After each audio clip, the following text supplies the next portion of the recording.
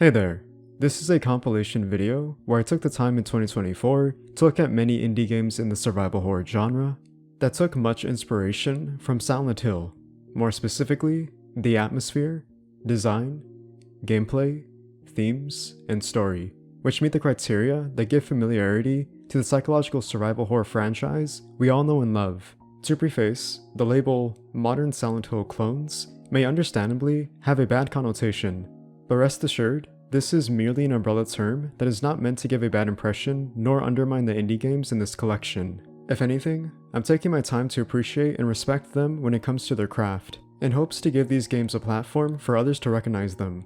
This compilation will have chapters for every single game on this list for those interested in one specifically. Anyway, please sit back, relax, and enjoy 3 hours of modern Silent Hill clones.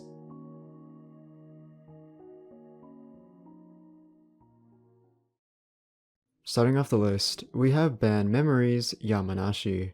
Developed and created by Noah Pua. Released in 2015, Band Memories has been almost a decade-long passion project that strives to embrace that third-person survival horror format that takes you back to the late 90s with its dithered graphics and fixed camera angles. You play as Hideo, who was brought back to Yamanashi Academy after a long period of time to solve the mystery of Yamanashi. According to the synopsis, Yamanashi Academy was notorious for the most severe crimes that were committed over a span of 3 years. 4 teachers who committed the crimes at the academy died within a month after the school's closure.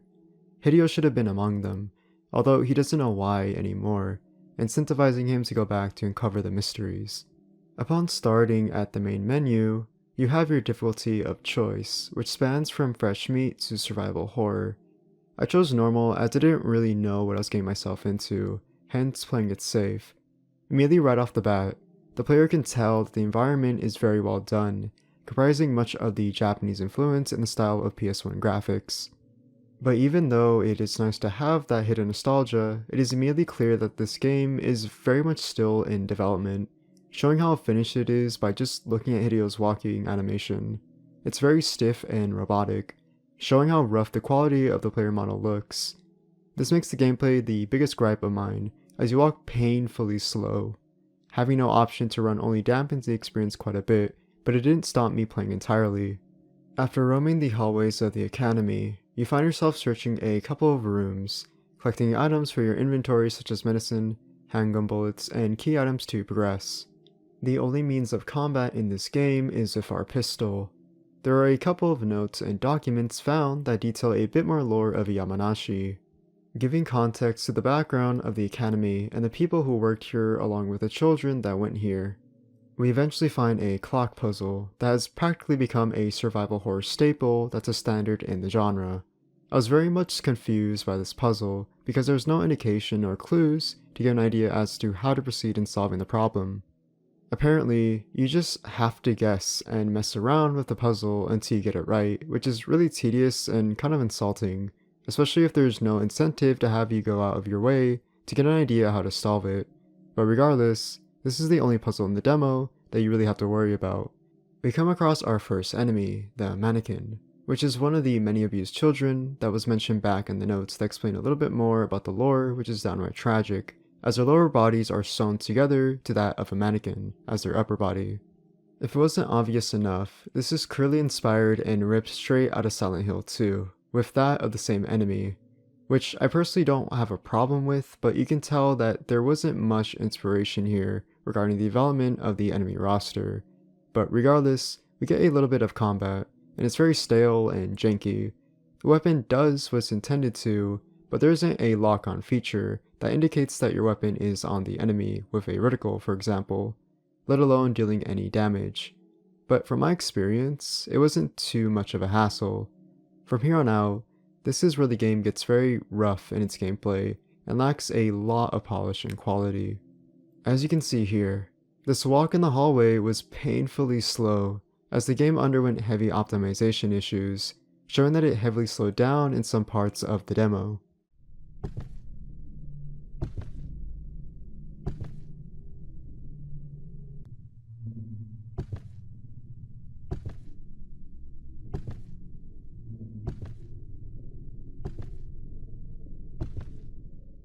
It's not only here in this hallway, but once you get to the girls' bathroom and jump down into the hole, the demo gets far worse as it chokes significantly, slowing down even more as the framing is atrocious. Just getting to one end of the hallway took a full minute, maybe even longer. It doesn't help either that we can only walk in this game, let alone walk very slowly. I had no idea what to do here as most of the doors were locked, like typical Silent Hill fashion. It made it painful to want to continue another second. Apparently, once you are under the school, this is where the demo ends. According to the developer, it was explicitly stated that the development of this demo was rushed and was bound to have bugs and issues, which speaks for itself. It's pretty much an understatement that this game needs a lot of fixing and more time in the oven, but even though my time with the gameplay was very underwhelming, I did think that the Silent Hill 1 influence was definitely spot on.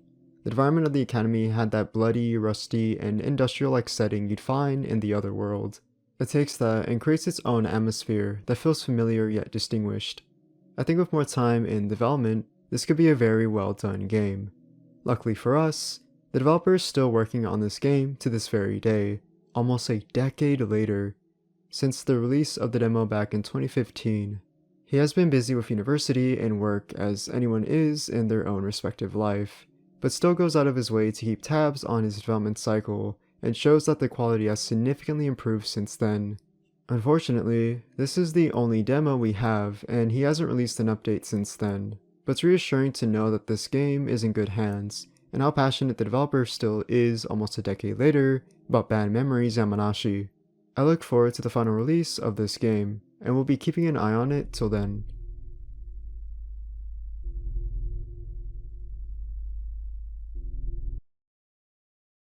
Even though Bad Memories Yamanashi was a shot in the dark, the same cannot be said about Terminus. If you were to show me Terminus and tell me that this game is an expansion of Silent Hill 1 as its own unique standalone story, I'd wholeheartedly believe you. The amount of attention to detail, the level of quality that embraces the Silent Hill atmosphere, and the sound and audio design that gives that horror to life are nothing but phenomenal.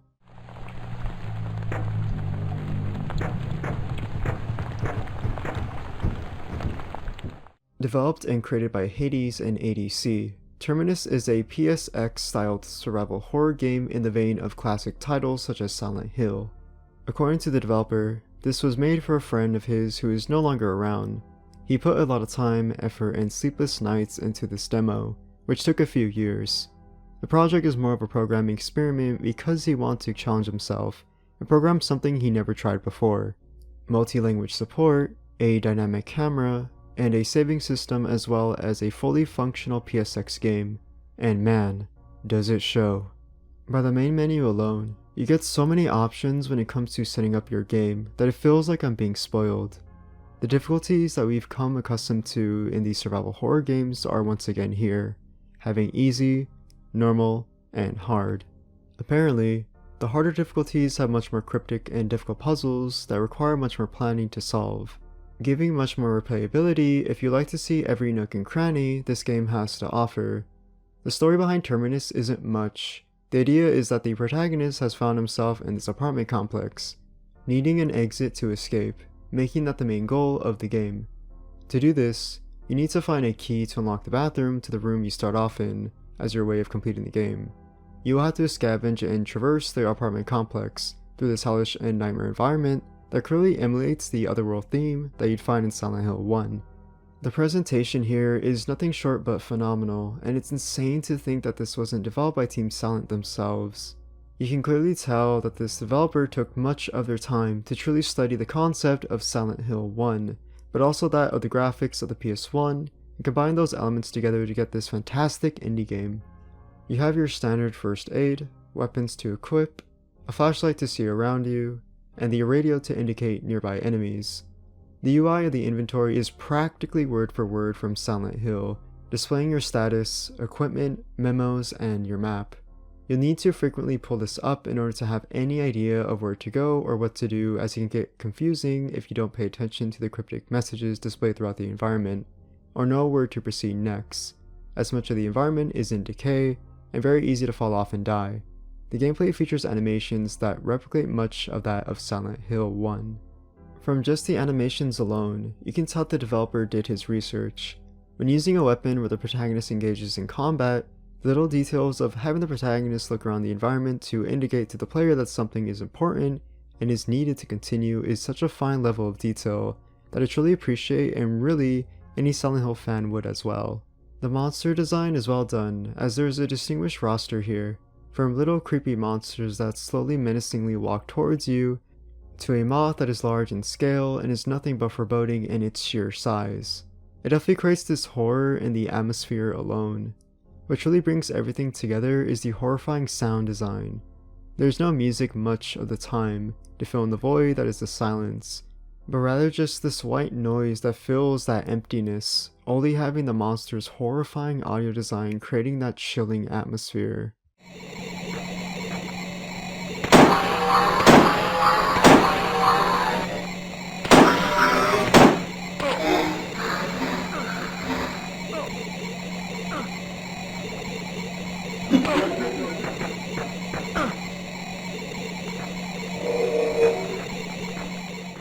My only gripe really is the control scheme, as it's a bit clunky from time to time, especially if you're playing on a mouse and keyboard, but it's to be expected, especially if you aren't used to tank controls from back in the day. I personally haven't tested it out, but imagine a controller would be better fit for this gameplay. I had a great time playing Terminus, as it truly is a sight to behold, with the amount of quality this indie game embraces and pays tribute to the series itself, but also creates its own atmosphere that feels like it can be something from Silent Hill.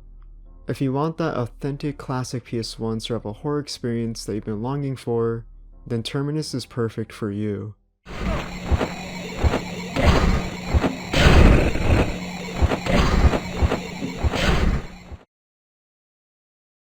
The feeling of isolation is one that can often be comforting and relaxing, such as lying on your bed in your room to be comfortable while listening to music on your earphones to get away from the noise, or walking in the park on a nice weekend morning, watching the sunrise by yourself. There is a euphoric experience behind this that you can't get over and find relaxation in, where you can be one to yourself. The same can be said about the Pale. You play as Arthur, the new keeper of the lighthouse on the Pale, an abandoned island off the coast of Maine. The Pale embodies the atmosphere of a PS1 style survival horror game straight out of the 90s, with a targeted demographic of those who grew up playing Resident Evil or Silent Hill. To emulate that classic survival horror experience, it's solely locked to a 240p resolution in a crisp 4:3 aspect ratio. We see Arthur, the main protagonist, ride the boat along with Sharon, the captain who makes trips from the mainland to the island. The previous keeper unfortunately passed away recently, and Arthur uses this as an opportunity to get away from the city life that he has grown to become tired of, and wants to take advantage of the next 3 months on the quiet and scenic life of a refreshing new start. Once you start playing, you come to quickly notice that the keyboard is the only means of controlling Arthur, discarding the mouse entirely. It's nothing too major, just something to note as I was thrown off by this, but it's the typical WASD keys for movement, space to interact or attack, and the arrow keys for your camera. As expected, the gameplay comprises the typical inventory, where you can check your health, weaponry, and key items. In terms of combat, there really isn't too much, and it's very limited, with only a fire axe, which is used for breaking a gate open, and a specific combat section which I'll get to momentarily. The main objective is to turn on the lighthouse, as it's commanded by Sharon as the first thing to do before Arthur can finally get some sleep. So, as you traverse the island with the map, you are only allowed to roam the South Island, not the North Island. The gameplay is smooth and crisp enough, no real complaints in all honesty. Arthur's animations are fine and don't really stress the cause of concern. You can tell from just the environments, sound design, level of detail, voice acting, and atmosphere that the developer, Video 1, put a lot of polish into this demo. Once Arthur gets to the engine room to turn on the generator, this sets the catalyst for the chain of events, no pun intended, where the hook immediately dispatches from the water to then become free. Once Arthur reaches the lighthouse, this completes his duties and finally allows him to sleep. This however only lasts so long, as it slowly builds up the looming dread that is the tension of the island and Arthur being stuck in the middle of all this. One thing that really got to me is the sound design of the Pale. The Pale doesn't use music at all whatsoever, it relies solely on the ambient sounds of the ocean, the wind, and the environment itself to comprise much of the atmosphere.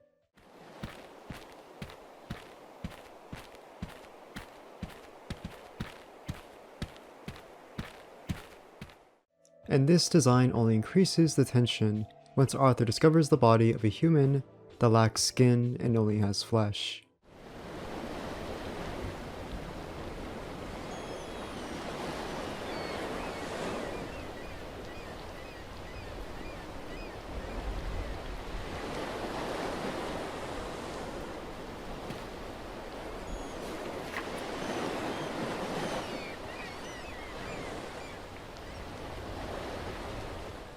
It's a fantastic scene that doesn't play tense music nor jump scare the player, it just organically happens. And once this happens, it all goes downhill from here for Arthur. More of the bodies become prevalent over time as you desperately try to signal contact to Sharon.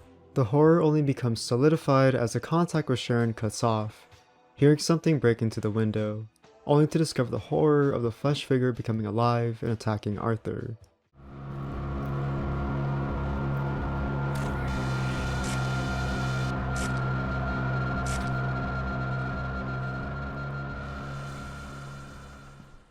This is the only instance of combat here as far as we know, which showcases the desperation of survival with this climactic buildup. Proceeding to worsen as you have a mob of flesh figures proceeding to chase after you. There is this psychological effect that the Pale does to the player that is masterfully done that got to me. It doesn't immediately bombard the player with this horror, but naturally eases into it by giving that false sense of hope. That sense of tranquility completely tarnished once you find yourself in this horrifying nightmare where you're trapped on an island with no help to come to rescue you. The terrifying part is that the island is out to hurt you and is against you, your only means of survival. While the Pale doesn't feature the usual aspects that predominantly feature in a Silent Hill game with the otherworldly elements you'd find, it does a phenomenal job capturing the psychological horror in its own unique atmosphere, with this world building throughout a 30 to 40 minute demo. I'm very excited to see the finished release of this game and play it for its story, gameplay, and characters, but for the overall concept of being trapped on an island with the fear of the unknown.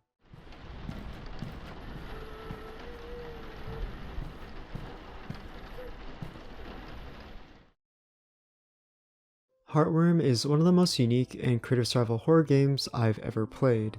It takes much of the survival horror elements from the likes of Resident Evil, such as the fixed camera angle and tank controls, and combines them with the lonesome atmosphere of Silent Hill with its moody soundtrack, claustrophobic environments, psychological design, and so much more. If Resident Evil and Silent Hill had a baby, with a sprinkle of Fatal Frame, then it would be Heartworm. You play as Sam, fueled by her obsession with the deaths of those close to her, researches ways to contact the dead. She stumbles down a dark internet path, finding a message board with users discussing a house in the mountains that supposedly has some connection to the afterlife. With her discoveries, she becomes obsessed with her findings and goes to the house to make contact with the parallel world. After arriving at the house, the game eases the player with roaming around the house to find discoveries of an old relic from the past, uncovering the lore of the house, the inhabitants that used to live there, and the mysteries that lie dormant only to be awoken by Sam, who's desperate in her quest.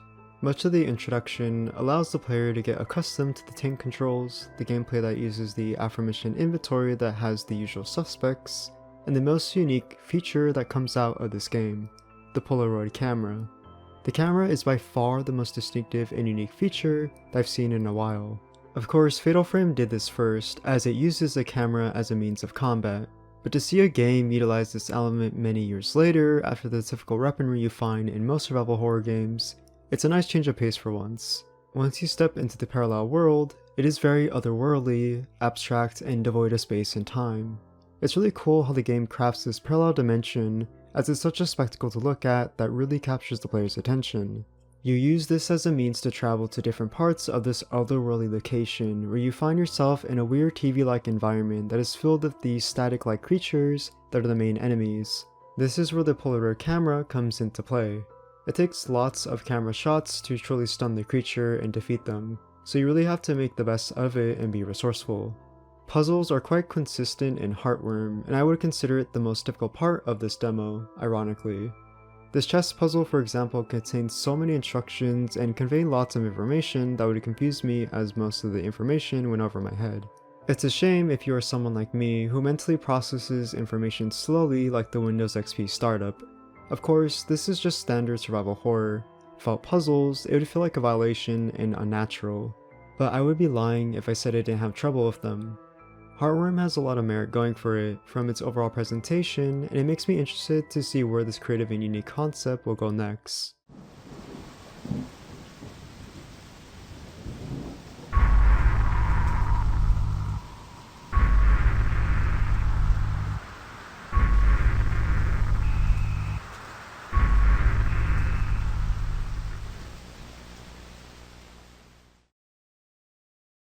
Stepping away from the retro-styled PS1 survival horror aesthetic, we step into a more modern approach to the survival horror of nowadays. Post-Trauma is a game that follows an old man named Roman.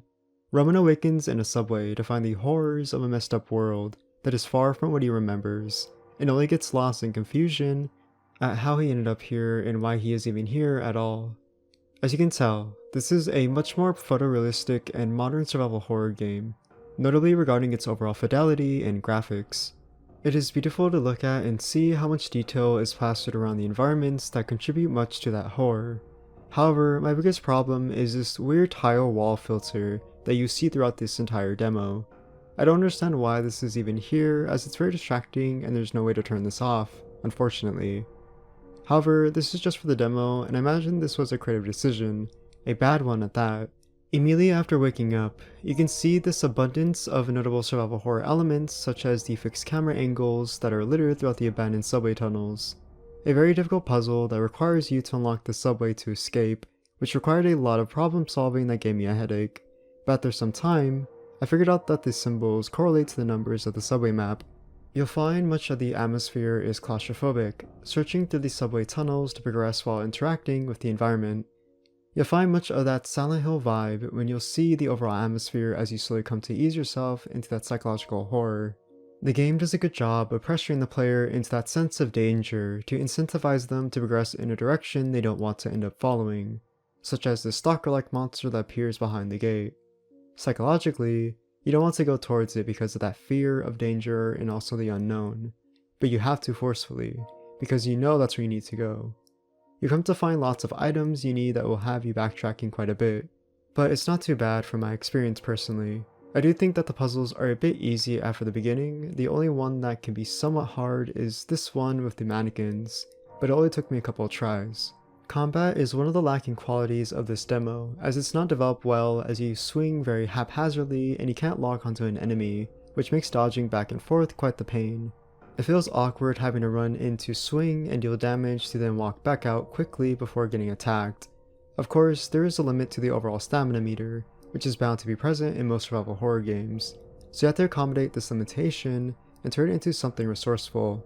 But other than the lackluster combat, I found my time in Post-Trauma to be quite alright. It wasn't my favorite out of all the games here, but it definitely caught my attention because of the psychological horror that closely falls in the same vein as Silent Hill. It's crazy to believe that this was made by only one person because of how graphically amazing it looks, at least at the time. I believe the game has undergone a steady development as it's on Steam to wishlist as of right now. It looks like it got a lot of quality of life improvements, with many more members on the development team. If you're a fan of Silent Hill and want more of that modern feeling that doesn't resort to the aforementioned PS1 graphical style, then Post-Trauma is for you.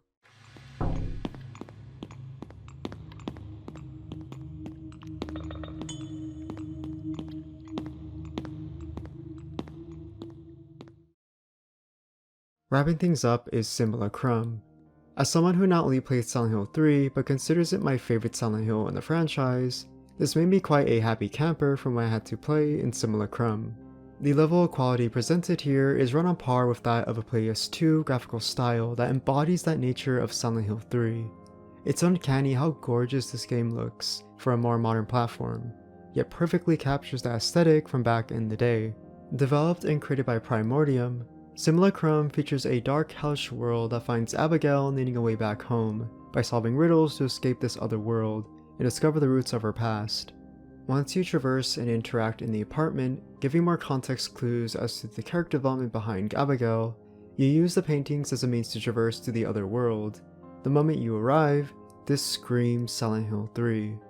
From just the rusted, decayed, and bloodied industrial environment to the audio design of the loud banging and clanging of metal scraping against each other, it really tones the atmosphere that you will experience in Simulacrum.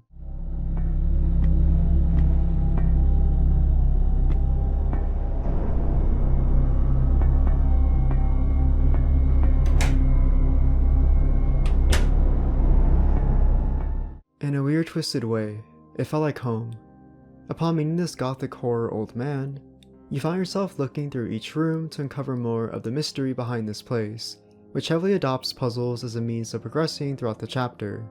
It's very cryptic in its religious-like imagery, scripture, or messages that require lots of paying attention to solve the puzzles that are littered throughout the level, such as this one that says the darkness is the way to walk the path that reveals all truth. Turning off your flashlight, you walk on an invisible platform to get a key and also a stone. It's stuff like this that sounds simple on paper, but is only the catalyst for the increasing difficulty for what's yet to come with the puzzles. For me personally, I think it was just the atmosphere alone that truly pulled me in and wanted me to unravel more of what this game had to offer. You can clearly tell that the indie developers put so much time and effort into this. I do think that what is presented here is nothing short but a tribute to Silent Hill 3 in practically every aspect of what this chapter has to offer. A female protagonist who is scared but can stand up for herself to hold her own. A variety of puzzles that are intricately detailed and layered in complexity that resorts to problem solving to feel rewarded. A narrative that compels you to want to uncover more of what is even going on here, the latter. Unfortunately, as much of this is a well done chapter, the development of Simulacrum is left undone and in an uncertain state of completion, if there will ever be the completion of a full release at all whatsoever. Chapter 2 is the next chapter the developers at Pyromordium have been working on since 2020, but nothing has been shown regarding the development or continuation of the next installment. The developers have been radio silent and we received nothing since then, making this 4 years since the ambitious update to an already ambitious game. I believe the community that follows this game has somewhat come to consensus that the game is silently cancelled as nothing has been mentioned since then. But if there's one thing we can learn, indie development is a very long and arduous process that consumes much of a person's time, taking months if not years until the final product is complete. Of course, it is worrying to see nothing come out of the development of this game after years since the developers didn't give any updates at all, but we can't really do much of anything other than waiting for what's yet to come. There is lots of potential for Simulacra, and it would be such a shame to see it go to waste. But until then, there's chapter 1 to try out for yourself. As someone who grew up in the 2000s, the PlayStation 2 was the first console I grew up with and was how I got introduced to video games. It slowly built this tender love I developed for video games that blew my mind and had me engaged with how detailed in its graphical quality it possessed, or the stories it could tell that had me enamored by how it details such depth in a cast of characters you love. It was the time to be alive. As an adult, I grew to appreciate the little simplistic things back then, and now more than ever with the renaissance of indie games replicating that experience. The same could be said with the Crow Country demo, developed and published by SFB Games. This indie survival horror game emulates that same experience, albeit with the quality that closely resembles a PS1 title from back in the 90s, with the likes of Resident Evil or Silent Hill. From taking a look at just the title screen alone, it captures that main menu screen with its creepy yet relaxing music that feels soothing in the most unexpected ways, creating that suspenseful feeling lingering in the back of your head of how ominous the presentation is. It captured my attention immediately.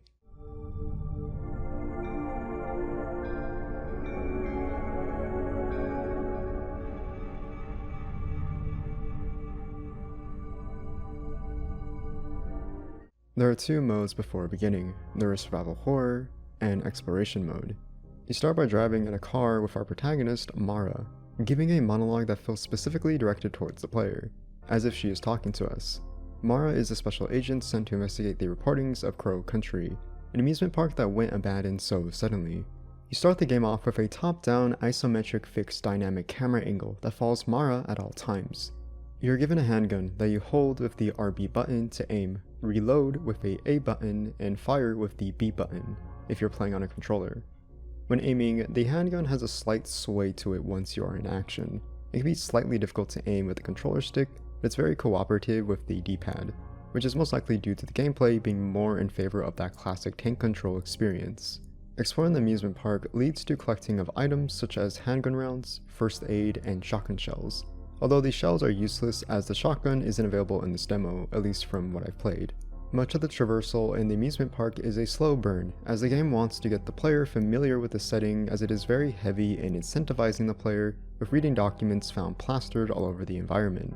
It makes it very clear that these aren't documents you want to pass up on, as it's crucial when it comes to player progression in terms of figuring out how to figure out a puzzle that would have it documented in a note somewhere or give lore as to the history behind Crow Country. Without reading these documents, you'll absolutely become very lost as to what to do. But it's very standard with survival horror games, as it pushes the player to explore locations that promotes that reward upon completion. Given the layout of the environment, there are a lot of explodables that you can emit damage to upon impact.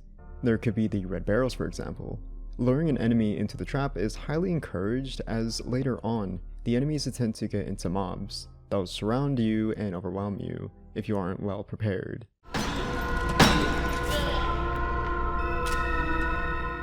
There are items that are provided to Mara, but you have to use it efficiently as the ammunition tend to run out very quickly. Like any survival horror game, the enemies attempt to tank lots of damage, taking up half of your mag if you don't aim for headshots. I found myself taking slight damage throughout my playthrough, but it was hard to tell as I didn't see any indication that I did. It wasn't until I pulled up the inventory screen to where I found out that my health slightly depleted. But I did find Mara having blood on her outfit, which is a nice attention to detail that can be an indicator that you need to heal from damage. The enemy design in Crow Country is disgusting, and I love it. Looking at the monsters give you a sense of terror of how grotesque and putrid they look. I find these enemies here that slightly move when you aim at them the most terrifying because of how aware they are when it comes to danger in their path. But the one monster that got to me was this lengthy skinny creature that reminds me of a skinwalker.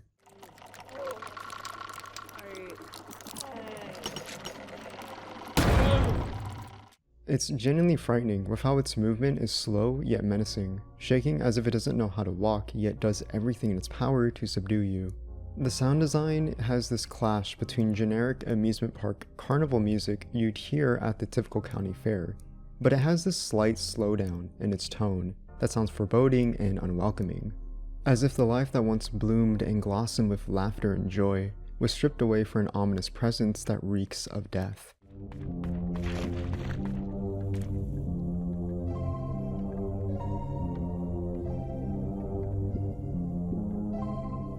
I find that the PS1 dithered and polygonal graphics work fantastic here. It has this uncanny feeling to it that doesn't sit right with you with how unsettling it looks, but that's what pulls you into it more. I wish there could have been more to this demo, however. It's incredibly short, around 20 to 25 minutes give or take. But I do think that the depth this demo has in its gameplay, story, and characters is what makes up for it, and really makes me excited to see the eventual full release of Crow Country.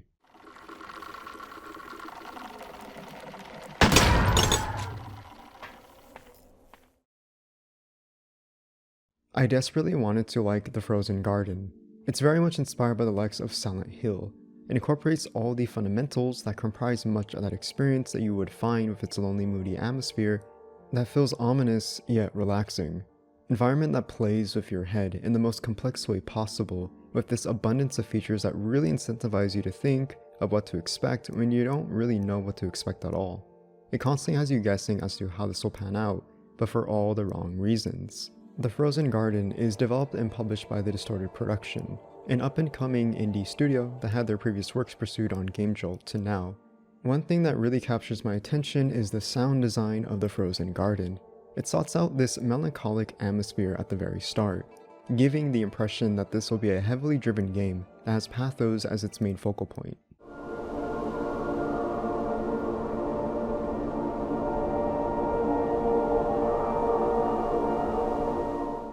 We have the player, who has no name and is a silent protagonist. We have to figure out ourselves as to what to do exactly, as this game doesn't give any clues or hints, even at the bare minimum, as to how to proceed. It does allow exploration, however, which allows you to explore this lonely environment, I was severely confused from the very beginning, as I had no idea what I was doing. I used this time, however, to gain familiarity with the controls. I will say this right now that the controls are not the best. My biggest gripe is the camera movement when you turn either left or right. It's very fast and it can be nauseating, especially for those who may suffer from motion sickness. I found the player movement to be fine enough. There is a noticeable push of fixed camera angles, however, such as when you explore the house, which is found in each frame as you move throughout each room. It can be cinematic in some instances, such as when you follow these footprints while exploring outside, but the problem I have here is that it switches from dynamic to fixed camera angle constantly. It's like the camera's fighting as to what it wants to be. The main focus here, however, is the protagonist bringing back his wife from the frozen garden. She is trapped in this pool of frozen water, and you have to follow a series of events that compels the player to venture out and explore, to undergo puzzles that has you collect specific items. They're very difficult to follow as to how to proceed in acquiring them because there's never any indication as to what to do exactly. Now, this isn't a problem in concept, as most survival horror games incentivize you to figure puzzles out on your own. The problem with the Frozen Garden is that it isn't specific on how to get there to where you need to be. It mostly works off of the show don't tell analogy. At the bare minimum, having at least the protagonist himself voice his thoughts as to give the player some clue would have been helpful.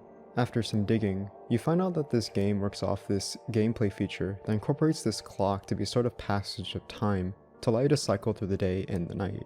While going through this investigation, it quickly gives the player that idea that this game is a fetch quest. The many times you have to run back and forth from the house to the road outside of the house made me feel like a track runner back from my high school days. As simple as this sounds, there's also the stalker type enemy you'd find in most survival horror games. This enemy type is sort of like Slenderman, which I know not the best example, but it's the best I could come up with. This enemy walks either slowly or progressively teleports closer to you. It's honestly not really too intimidating at first because the enemy AI is very, inconsistent.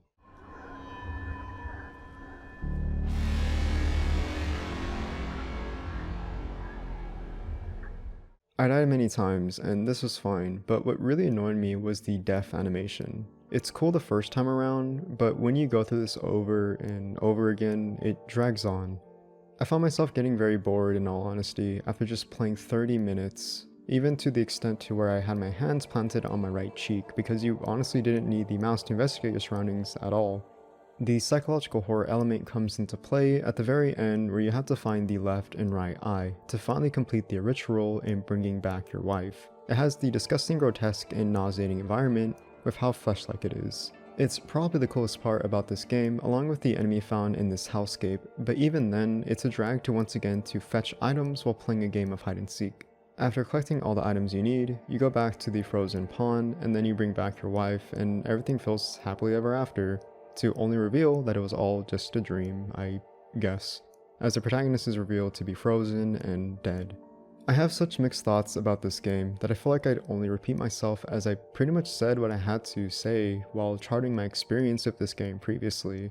I thought all in all that it wanted to push for an emotional and gripping narrative that happened to be intertwined with psychological horror elements that sound good on paper, but is poorly executed. I felt like much of the time I was playing a walking simulator with the survival horror label lazily slapped on. I don't hate this game, nor am I encouraging those watching to bash the indie developer either. I genuinely care about the creators that can express their creative pieces that they are passionate about, and to see that realized finally is rewarding. But as much as I can see that being captured in its storytelling, I couldn't see in its final product. I wish the indie developer best of luck and only growth in their indie dev career.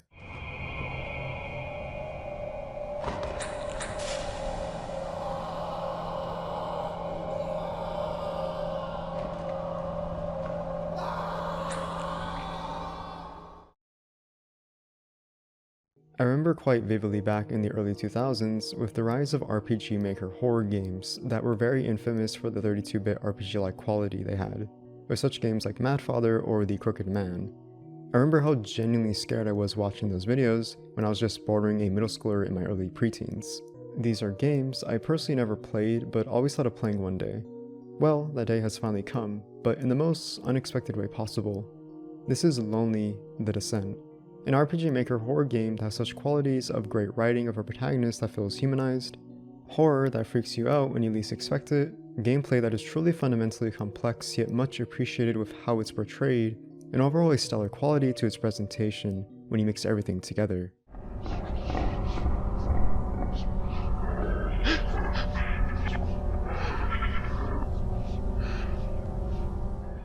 Developed by Stitch/Bad Stitches, the developer cites Lonely the Descent as a game with a heavy atmosphere and psychological horror comparable with the likes of old Silent Hills and Resident Evils.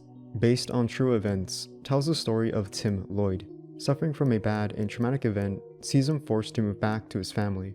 He was welcomed happily, but this joyful moment was short-lived.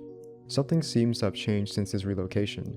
Tim isolated himself from the others, and a gloomy feeling of loneliness shrouded the whole family and was draining their vitality. From the beginning, you get to grasp the day-to-day life of Tim, a deeply disturbed young man who's severely scarred from his past. It's not thoroughly explained why, but you get to tell how deep of a toll has taken on him, with the mannerisms he emits that lacks in care for himself, or the conversations he has with his family that pushes him away further from them. There is this human quality to them that normalizes him as some guy that is suffering from mental health issues that is weaponized against him as you further your descent into the dark world. After eating and wanting to help out your mom, only to discover the kitchen is covered in smoke, Tim finds himself in this dark world, where he has his deepest fears come true. His loneliness that he dreads consumes him and tests him to see if he can face his fears. The gameplay is fundamentally one of the most complex horror games I've seen in quite a while. There are items that are very crucial being utilized to aid you in your journey to solving puzzles, defeating enemies, and furthering your progression in the story. The environment is a huge factor that plays into this. You can see Tim interacting with movable objects that allows him to progress and unlock a specific part to the puzzle that is layered in complexity, such as moving this chair to grab these keys off the wall, grab a match in your inventory to burn the leaves that blocks you from opening the door, and then using the key to move forward. It capitalizes heavily on the gameplay and it uses these items very effectively. It requires much thought process in an insightful manner. There seems to be a health and stamina meter that are limited, and you'll have to be mindful of, as well as the sanity meter that I personally didn't see much use of, or effect at all whatsoever throughout this demo, but it seems like it'll play a fundamental role in the final release of the first episode. Lonely makes such great effort with such 32-bit pixelated graphics and makes such a presentable scenery for all to see. That has me allured to the horrors that are plastered as you make your way through the disturbing environment you find yourself in.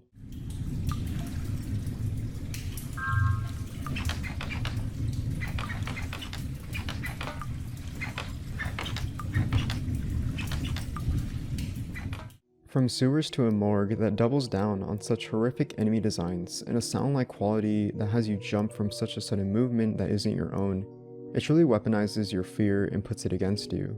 There is a lot of complexity found here in Lonely the Descent that it had me truly invested in this quality that is such a shame that the English native speakers or those who don't speak German are unable to play the full release of episode 1. It's apparently playable in its full completion on the developer's Game Jolt page, but unfortunately, seems like it's only suited to those that speak German. Those, who are like me, that speak solely English and need a translation or even subtitles, get the short end of the stick. This upsets me deeply because this game is such an experience that I've never felt with a horror game before. There's so much potential here, and I would have loved to support the developer for this creation of theirs. But it seems that we will never get to truly know how this will turn out. I will say that I would love to see more RPG Maker games that take that backdrop of Silent Hill and roll with it, because it works so unexpectedly well. You must learn to accept your loneliness, for it is in this struggle we make all our costliest mistakes.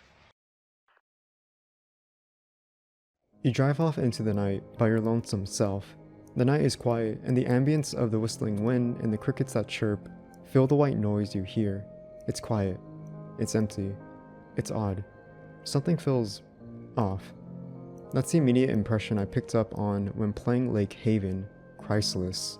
Developed and published by Encrypted Games, Lake Haven, Chrysalis is the prologue to a mysterious and ominous story that follows the protagonist Zeke Reynolds, a detective sent out to investigate the mysterious murder of Eleanor, a deceased inhabitant that lies on the sofa couch that bewilders not only Zeke, but incentivizes him to unravel the series of events that took place in this house. Much of the gameplay of Lake Haven Chrysalis follows in the footsteps of survival horror back to the PS1 days.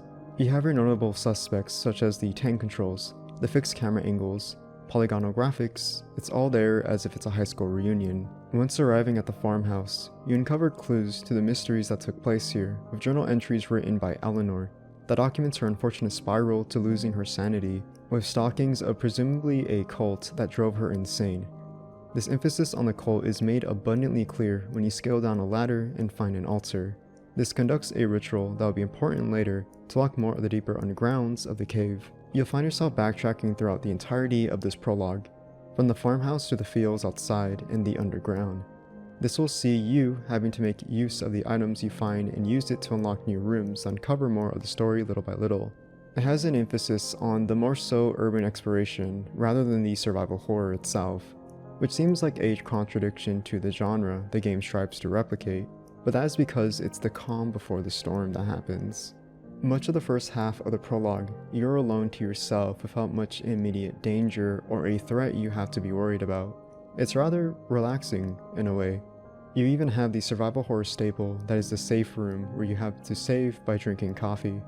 It's so euphoric and tranquil with the soundtrack playing as you look off into the night, taking a break before going back into your investigation.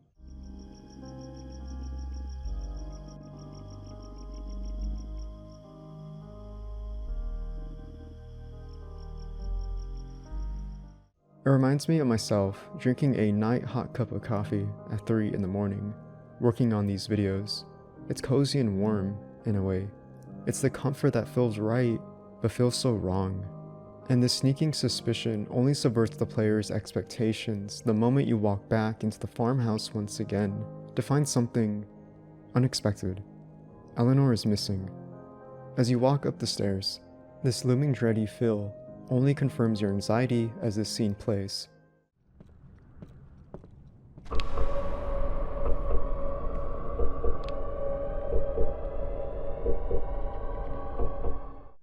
Eleanor is somehow alive and proceeds to attack Zeke. With no other option, you must kill her.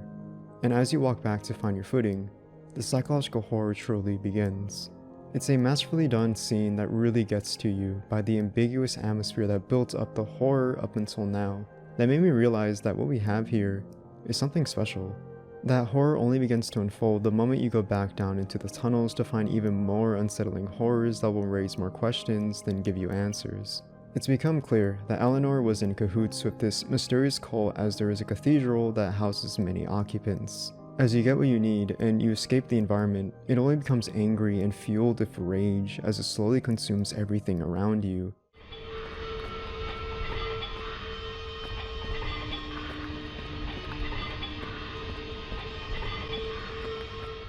As you escape to take a breather, you unlock the final door that leads you to a mirror that slowly breaks and shatters, contorting the room and collapsing reality. This sees Zeke in hallways that are surrounded by a void, walking aimlessly to only uncover a table that reveals that somehow Eleanor is alive.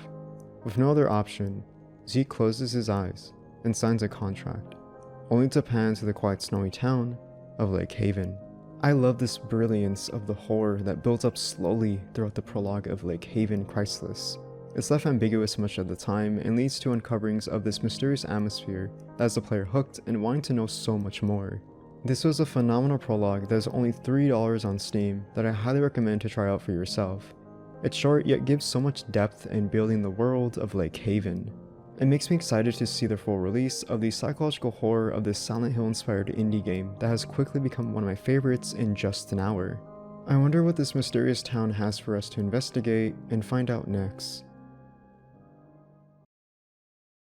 You know, it's funny. Each time I cover these indie games, I always go out and say that the previous entry I covered is intuitive in its mechanics regarding its gameplay, but I always find myself doubling down when I uncover another game that happens to grab my attention and make me retract my previous statement. This is applied to Holstin. Developed by an indie Polish studio, Sonka, features a psychological survival horror game set in an eerie, isolated 90s Polish town, consumed by an ominous presence. You play as the protagonist, Tomas, who is sent to uncover a foul plague that has consumed and corrupted the Janowski household. Upon starting, you'll find yourself being ingrained right into the gameplay without much hand-holding this time around.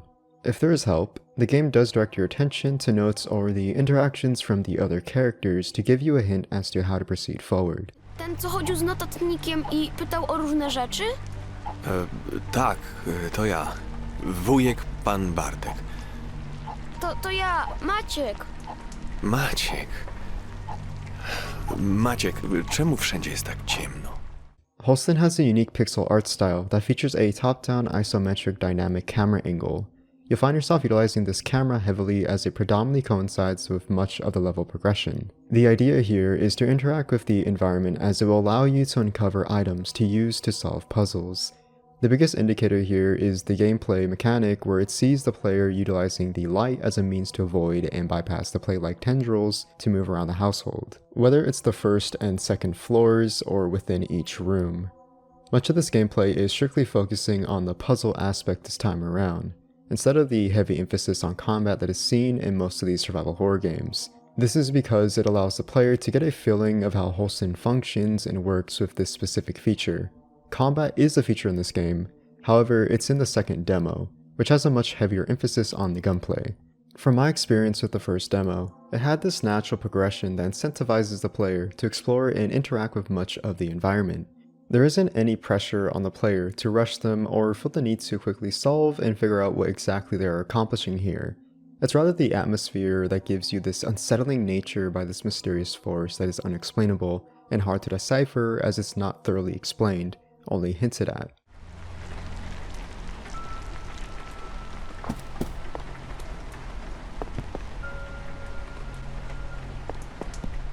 However, you can get an idea of how dangerous it is when talking to your superior, Anita, who constantly calls you throughout the demo to urge you to hurry up with your investigation and throw in a bit of salt on the side, just to spice things up. Z nim gadałem. Mówił, że ktoś grzebał w skrzynce z korkami. Gratulacje. Dzieciak rozgryzł to szybciej od ciebie. Światło elektryczne potrzebuje prądu. Nadążasz? A prąd mieszka w tej buczącej skrzynce przy drzwiach. Uważaj tam na siebie. Jeszcze się tu pokręcę. Jakbyś kogoś potrzebował z mózgiem. The main focal point here is the puzzle solving as a means to escape the house, all while interacting with the kids that give an idea as to what is going on, all while figuring out how to unlock each room and floor to kill Beta, the antagonist of this demo. Surprisingly, this demo is entirely passive, and not once did I take damage. I do recall having an inventory to look through your items and using your findings to progress, which had a healing item but didn't find a use for. There was also a 12-gauge shotgun, but it was only used to solve a solution to a puzzle.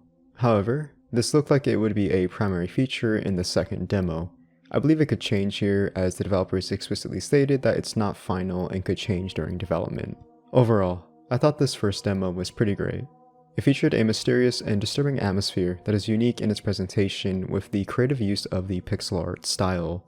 The top-down isometric camera angle was used effectively and is an essential feature to look throughout the environment that not only engages the player's interest, but also makes them think critically when regarding the gameplay. Transitioning from the first demo that focused on puzzles, we now have a second demo with a focus on gunplay, item crafting, and movement. To allow the player to test out these fundamental features, 5 levels individually cover a section of the aforementioned components that comprise much of the combat-focused gameplay this time around.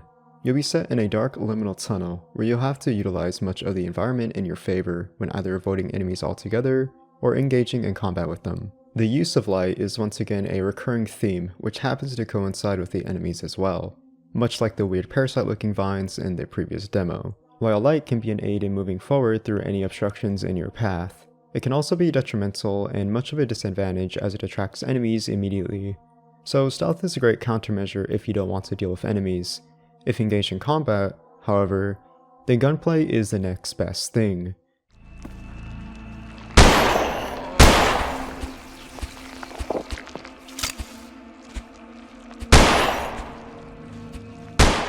The player uses a handgun, rifle, and shotgun. I found gunplay to be rather smooth and didn't have any problems whatsoever. While aiming, you can move around while aiming down sights towards an enemy. Much like survival horror games, making your shots count is a necessity here. as enemies tank lots of damage and this can deplete your ammunition rather quickly. I found myself testing out which part of the body is most effective when limiting the movement of the enemies and found that it's relatively all the same. It's a bit terrifying to see that decapitation of the enemy's head, which can still see the enemy be mobile, which threw me off and gave me whiplash. Not only that, but there are different enemy types when it comes to their monster design. Some enemies have special variations, such as this one that protrudes spikes out of its head when countered and in its general proximity. This complexity becomes further notable when you realize that shooting at obvious parts of their body that seem damageable and gives incentive to the player to deal damage can be rather a drawback, as it's rather the opposite. I didn't find any damage being done, which creates this subversion of expectations, at least from what I experienced. Item crafting is heavily focused as well. You will deplete much of your ammunition, so getting a feel of what it's like to combine items to craft ammunition can be rather enlightening. These can craft handguns, rifles, and shotgun ammo. It delves much deeper in its mechanics when it comes to crafting, which reminds me of Resident Evil when it comes to its overall gameplay foundation. But much of that Silent Hill atmosphere when encountering these enemies with their foul and grotesque design, as well as the ambience that pressures the player to tread lightly and think cautiously as how to proceed.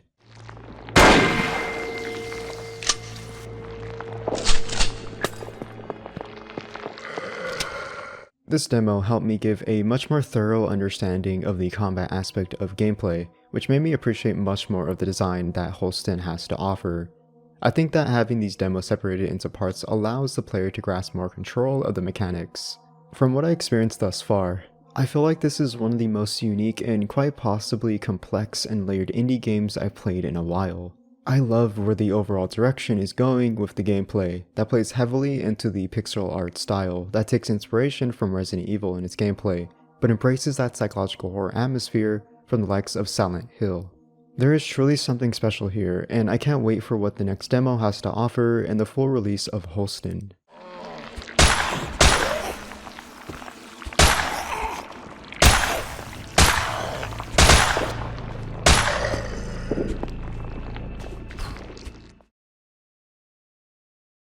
The next indie game on the list is rather special this time around, solely due in part to this being an actual review copy from one of the members on my Discord server. I got asked to review their game, Matadouro Grindhouse, which according to the developer, Pulp Games, incorporates elements of classic survival horror gameplay.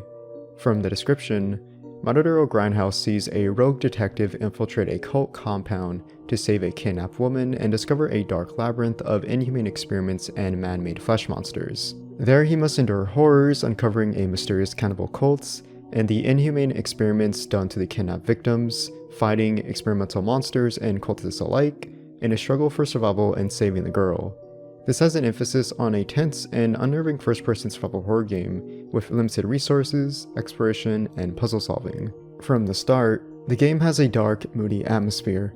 Notably, the graphics are rather rough and nothing to marvel at with its quality, but it's worth noting that this is still in development, and I imagine lots of the polish will be seen here within due time. Upon reaching the research facility, you'll find a pretty barren atmosphere that feels rather lifeless and empty, which can be effective, but it feels lacking here to give me that pressure or make me feel immersed.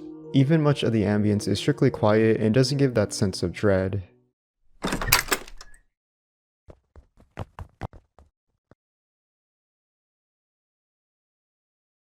There is a save room, which allows you to save your progress whenever necessary, so that's pretty cool. From the looks of it, you have to search through the compound to find an assortment of keys to unlock rooms, find health packs that replenish your health, weapons that range from a hammer or power drill to defend yourself, puzzle solving to progress to a new area, and finally engaging in combat against the cultists or biological experiments that can easily harm you.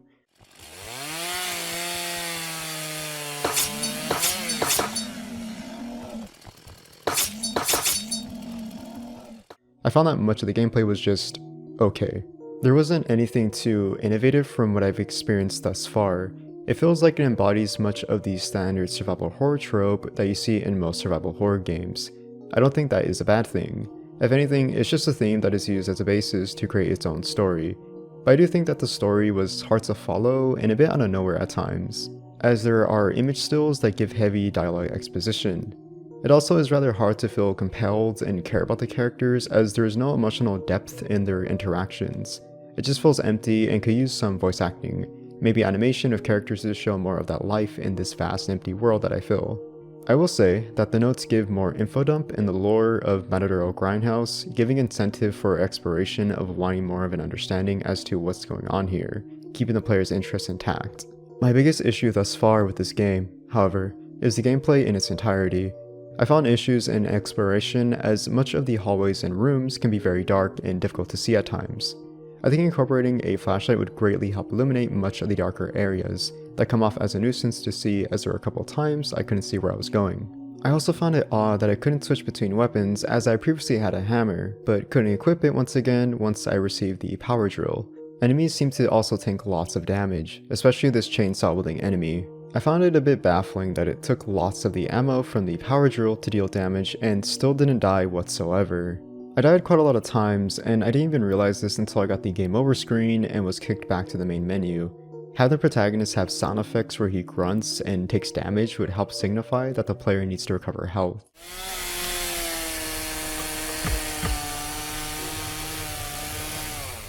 An inventory would greatly help the player manage any items that are necessary for weaponry, health, or items for solving puzzles.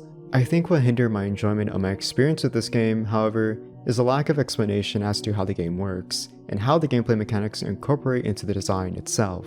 I was left confused and didn't understand what I was doing half the time, which can be something that most survival horror games do to incentivize the player to figure stuff out, resulting in common sense if you're someone who knows how survival horror games work. But I imagine if you are a new player to the genre, it can be overwhelming and overbearing even as there is no tutorial or prompts as to what the weapons, puzzles, or items serve as when it comes to the gameplay design. Matadouro Grindhouse is a unique concept that I do want to follow and see where the development goes along from here on out, even helping pulp games out of direction and feedback if possible. I do want to see this game succeed and garner an audience, but it needs lots of polish and development done before even considering release.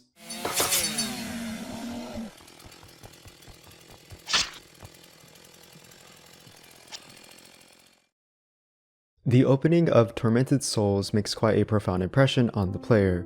You play as Caroline Walker, a girl who's been getting messages from her past of two girls that happen to have something to do with her. As to what in particular, the player doesn't necessarily know, and is left in this ambiguity of the situation, much like Caroline who wants an answer.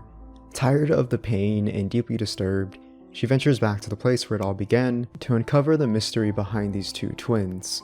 What got to me was the result of Caroline undergoing such a dangerous yet ambitious journey that leaves her without a right eye.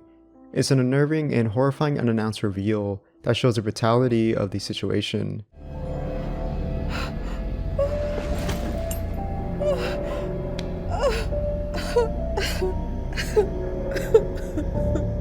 Due to this, Caroline must explore this mansion-turned hospital while unraveling the mysteries behind this psychological horror in hopes of gaining the truth. This incentivizes the player to go through the good old classic survival horror gameplay that those who grew up with the genre in the late 90s to early 2000s can come to expect and appreciate for the inspirations behind Resident Evil and its combat, and level design, and the horrific atmosphere that screams Silent Hill.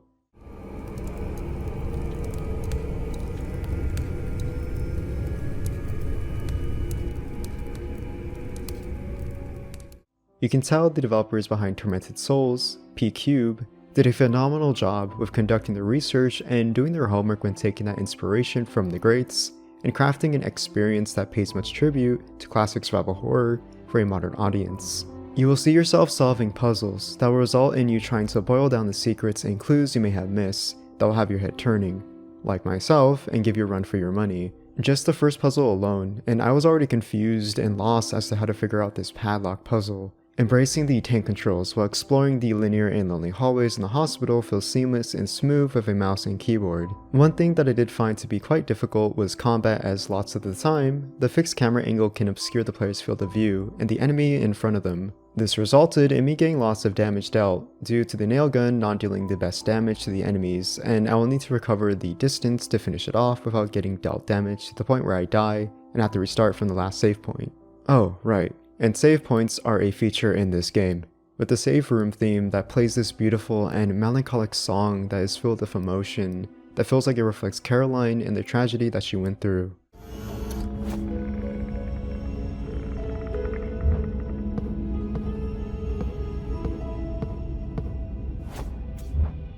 from what I played, is a very well crafted and passionately built survival horror game that has lots of potential going for it.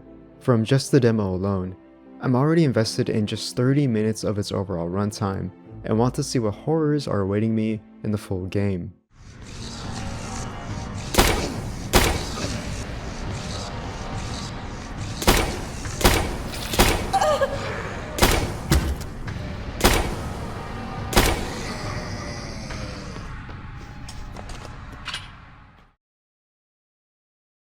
You go out on a nice peaceful stroll with your dog. It's calm and lonely, melancholy even, but you can't help that even though there's this overwhelming sadness, there's a sense of peace. The stroll throughout the evening is calm and tranquil. Ambience of the wind fills in the white noise that accompanies you to feel at ease, but nothing lasts forever.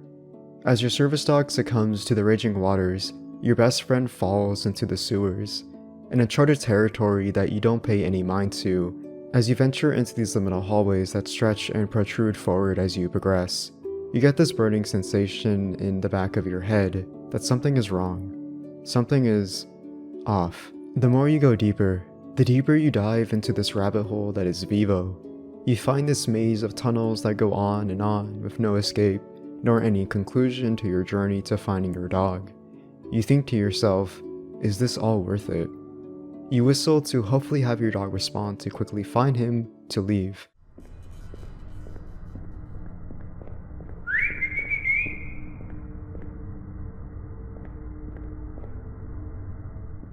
But this only prolongs the inevitable. As you go deeper, you find something that's far more disturbing than you could have possibly ever imagined. The scene in particular, when you are forced to crawl through these tunnels, where you feel nothing but paranoia as a claustrophobia settles in and consumes you slowly.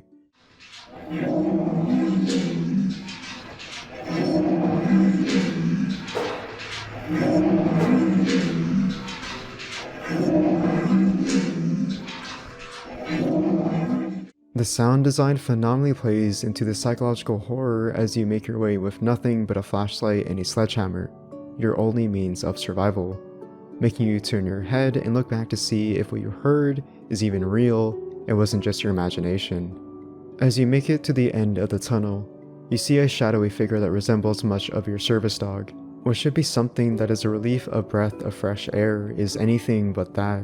If anything, it brings about confusion and anxiety as your chest tightens and your heart palpitates ever so slightly to see that isn't your dog. It's something else. The whole description that I relate to you is what makes Lost in Vivo one of the scariest psychological horror games I've ever played. Just in those first 10 minutes alone, the gameplay did such an excellent job at the pacing when building up the internal fear inside of you by the endless tunnels that deceive you of its length, the sound design that slowly settles in this background, and the subversion of expectations when you find the service dog. This introduction alone immediately got me hooked and made me realize that this is genuinely one of the first horror games that made me have anxiety the more I played and had my heart rate beat quickly. Even as I write this, I still have chills from just the overall atmosphere alone. If it wasn't obvious enough, Lost in Vivo takes clear inspiration from Silent Hill in much of the gameplay, atmosphere, sound design, and direction when it comes to the emotional storytelling that's not explicitly told to the player, but it's rather subtle about it. You must go through these endless horrors of the macabre that incentivizes you to make the best out of your survival with weaponry provided to you, having to undergo terrifying and nerve-wracking interiors that make anyone want to exit the game and retry another time.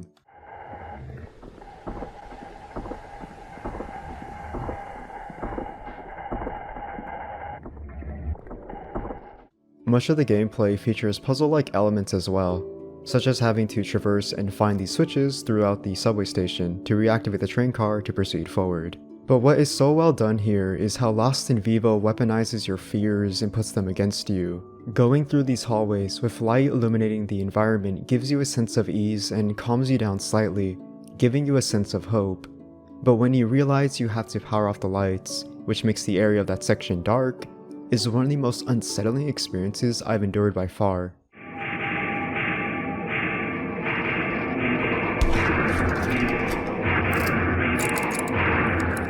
Throughout my current time playing, I genuinely had to take a break because of how overwhelming Lost in Vivo builds and releases that tension and pressure in its horror. The only instance when I felt relatively calm and I could find myself having the validation in being able to breathe was the safe room. Listening to the safe room theme, Graceful Serenity, is calming and relaxing to the player because it instills this notion that you are safe from the horrors that surround you, but sooner or later, you will have to go back out once again to face the horrors once more. The fact that such a game like this can make me feel that dread so easily just goes to show how masterfully done Lost in Vivo truly is when creating that psychological horror identity for itself. This is by far one of the games of all time, and I highly recommend anyone to give Lost in Vivo a try for themselves. It's an experience that I never in my life ever thought I felt, but here we are. This would not only scratch that Silent Hill itch, but would make you rethink everything you thought you once knew about horror.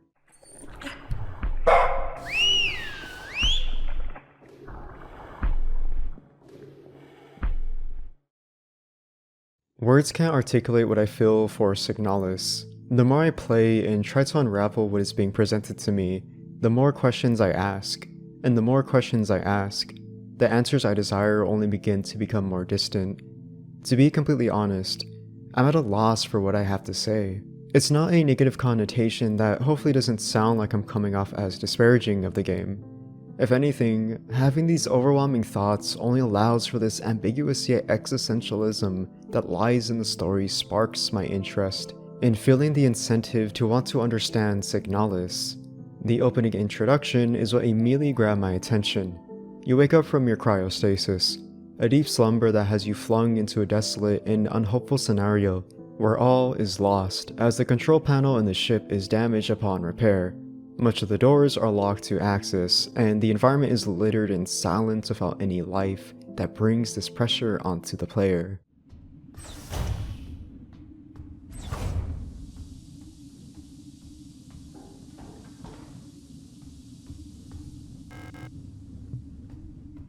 This of course allows room for exploration and understanding the use of the inventory when solving light or heavy puzzles, planting the seeds that will only grow in due time the more you progress and figure things out.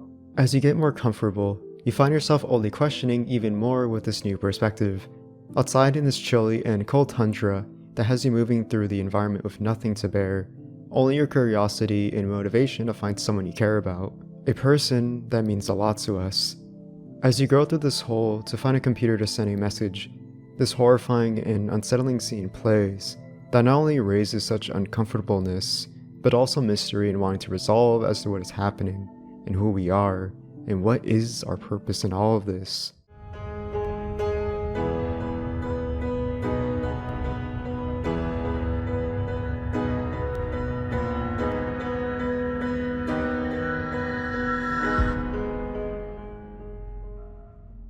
The true survival horror begins when you scale down to the underground facility. Here you encounter a tragic incident that shows the carnage of lifeless corpses littered throughout the halls.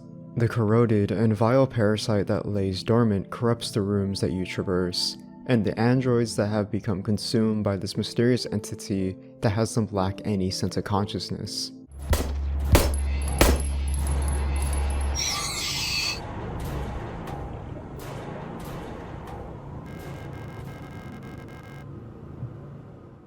Much of the gameplay comprises puzzles that require you to backtrack through previous rooms to uncover notes that give a hint or blatant clue that may or may not have gone over my head, which gives you access to unlocking a previously inaccessible item. Some of these puzzles were straightforward to solve, while others took a bit of a mental gap that had me really evaluate from outside of the box. Combat reminded me much of the roguelike shooters from the top-down isometric view that you see in the gameplay that allows the mouse to aim while using the reticle to land shots on the enemies. You have weapons such as the standard pistol to deal damage to the enemies while making sure to conserve your ammo, but at a much lower rate as most typical survival horror games do. But to deal the killing blow is effectively stomping on the enemy's head to make sure they aren't coming back to give you more problems.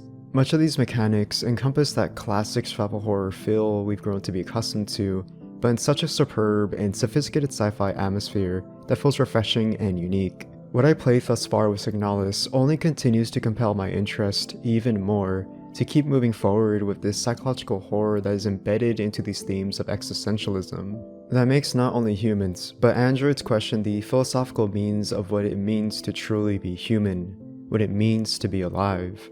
It's a beautifully haunting inquiry that anyone can ask themselves when brought to the lowest point that breaks them. And to see that imagery mentally ingrained into your head also happen all around you gives you hopelessness. But the idea of an android who wants to feel that emotion, that feeling that a human is born with, gives a sense of hope in such a beautiful sentiment as this one. Road to Hilo Hills reminds me of those mid-2010s survival horror games where it was very much experimental and looking at how to improve on mechanics while keeping the same formula that we've all grown to become aware of, taking survival and survival horror literal and to the next level. Much of that format made changes to apply to a skill tree, giving different paths to branch off of that would span from the player's strength, agility, or health. This allowed an incentive to improve on your overall stats to allow room for growth in combat, exploration, and the overall gameplay. This is what stuck with me the most when it came to playing Road to Hilo Hills. If it wasn't from just the intro cinematic alone with the Silent Hill 2 inspired soundtrack, the theme of Laura, or simply the title alone, then I don't know how else to tell you this screams Silent Hill.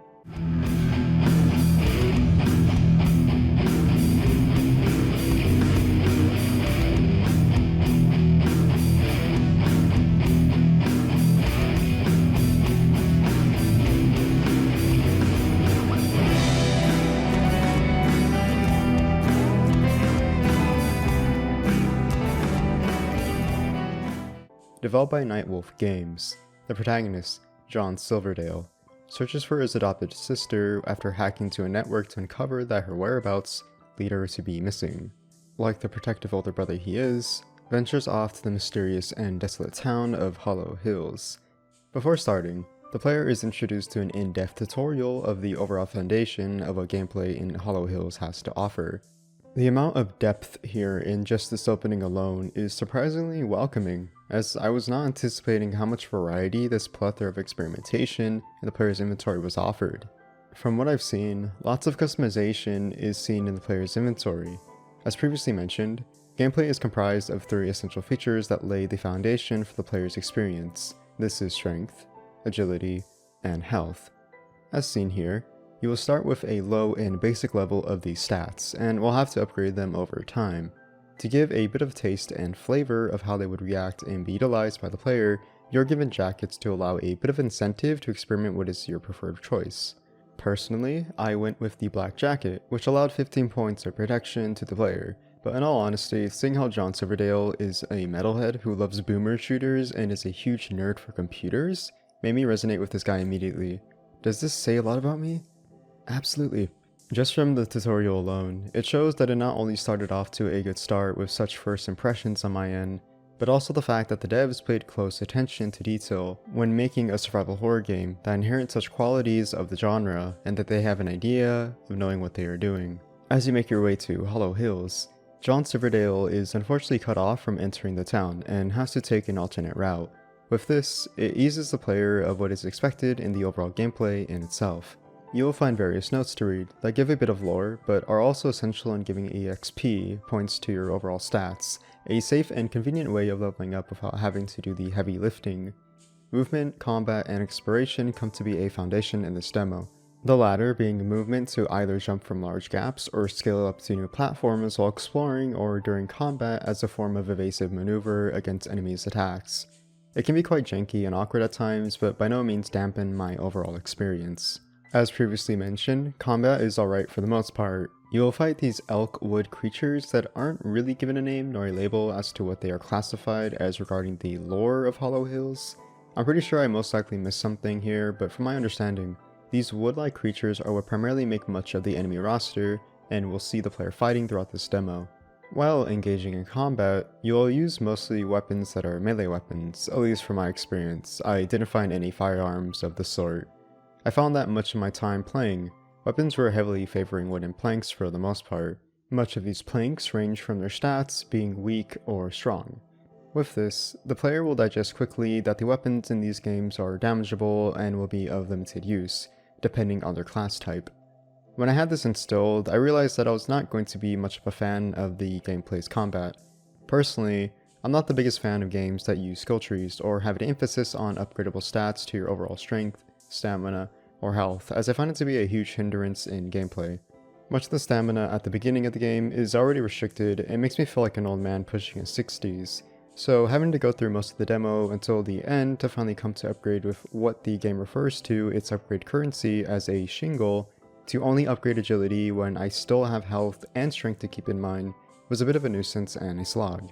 Much of the survival horror games I am accustomed to, and I imagine those of you watching, divert from such a complex and mechanical system, and prefer to just stick to the simplistic side of the exploration, combat, and movement. I may come off as biased, but I feel like this approach to simplicity was always the best experience for the player because it doesn't warrant them to have to worry about too much when they already have to worry about it when it comes to gameplay. Playing in a vast open field with a time frame of only being able to run for 5 seconds and needing to catch our breath, while also having to worry about combat can be exhausting after a while and can be quite a drag. However, there is the amount of resources to allow this incentive to accommodate the player for their needs. When you take into consideration the subject matter, then it should alleviate such criticisms on my end, but once again, you do have to bear in mind that getting these upgrades that are a necessity takes a while, and is very specific to its amount when allowing such improvements to gameplay. I guess what I'm trying to say is that gameplay, with such a vast complex system, can really make or break the player's experience. Unfortunately for me, much of the gameplay when factoring in the overall movement, combat, and exploration hindered my enjoyment of experiencing Hollow Hills. I think it boils down to this: if this type of gameplay system is something you enjoy, then this would be a no-brainer. But if you're someone who wants a more casual and easygoing experience without such necessities to worry about, then maybe it's best to look elsewhere. I will say that Hollow Hills, for being the first indie game by such an overlooked and unknown developer, is a phenomenal first step in their portfolio. This is a well-crafted experience that clearly shows that the developers know what they are doing and are experienced in their field of work. Even though I wasn't much of a huge fan of the gameplay, I can't deny that my engagement was there throughout the demo. I will keep tabs on this project and see where it goes from here.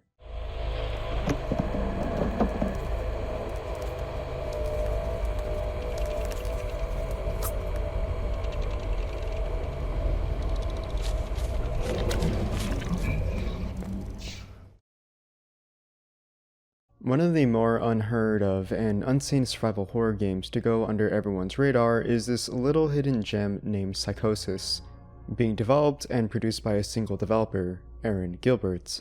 This is the unnamed protagonist who, at the moment of the start, is much of a nobody. But all there is to know is that this protagonist we control and is constantly tormented with visions and voices that lament him for his sins and that he will suffer for his past actions with consequences. And that he does, as you go on this journey of experiencing many horrors that are psychological in nature. It's very reminiscent of the PS1 graphical style that we see in many of these indie survival horror titles of nowadays, that reminds me of Silent Hill with its overall atmosphere, taking place in corridors that have flesh covered from the floor to the ceiling. A school that you would find yourself in late at night to uncover unspeakable horrors of its monsters, and of course, the lovely locked doors that you will find to progress throughout this horrific journey of ours. Much of this is complemented by the overall sound design that I come to find very fitting and is made masterfully done. It's always when you least expect it, as if it's on cue whenever you find yourself walking through a lonely hallway with nothing but the sound of your footsteps, and the ominous ambience of the dead silence you come across.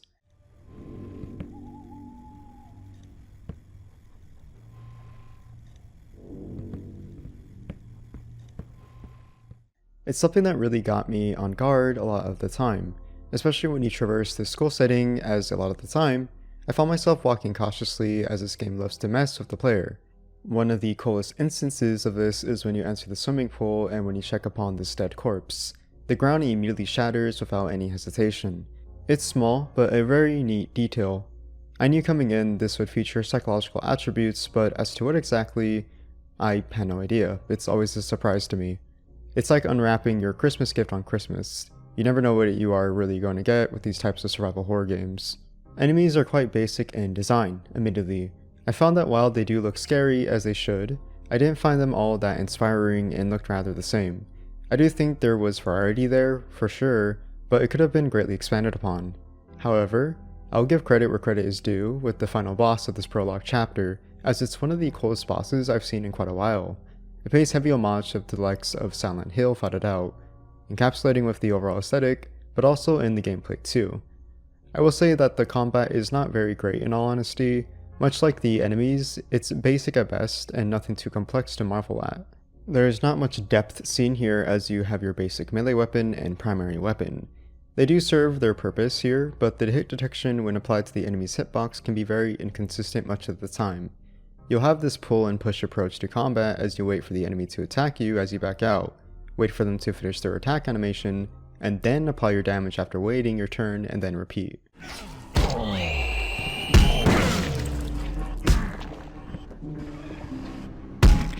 It didn't help that ammo is very scarce, even when you find most of it. It's not practical to use it against common enemies as you'll need to preserve it for the final boss as it tanks lots of damage and will have a specific phase where, as far as I'm concerned, will require you to damage from afar rather than close quarters. It's not all detrimental that ruined my overall experience, but I do think it's something that can be worked on as well as giving much more variety into combat and weaponry. It has all the classic survival horror flair you'd find of those classics that predate such modern titles as this one, with its head turner of a story that has you guessing of its implications and symbolism, gameplay that makes you strategize and approach combat with different approaches, and design in its overall quality that reminds you of a much more simpler time. I think Psychosis has lots of merits that made me have a generally favorable time with this little hidden gem, that I look forward to the finished product that is in store for us down the line. It's very short for about an hour of gameplay, which would make others skeptical for its $5 price tag, but it's still in early access from what I've read. According to the developer, there's much more content down the line. So, if you're patient, I imagine there's a lot of good things to come to those who wait.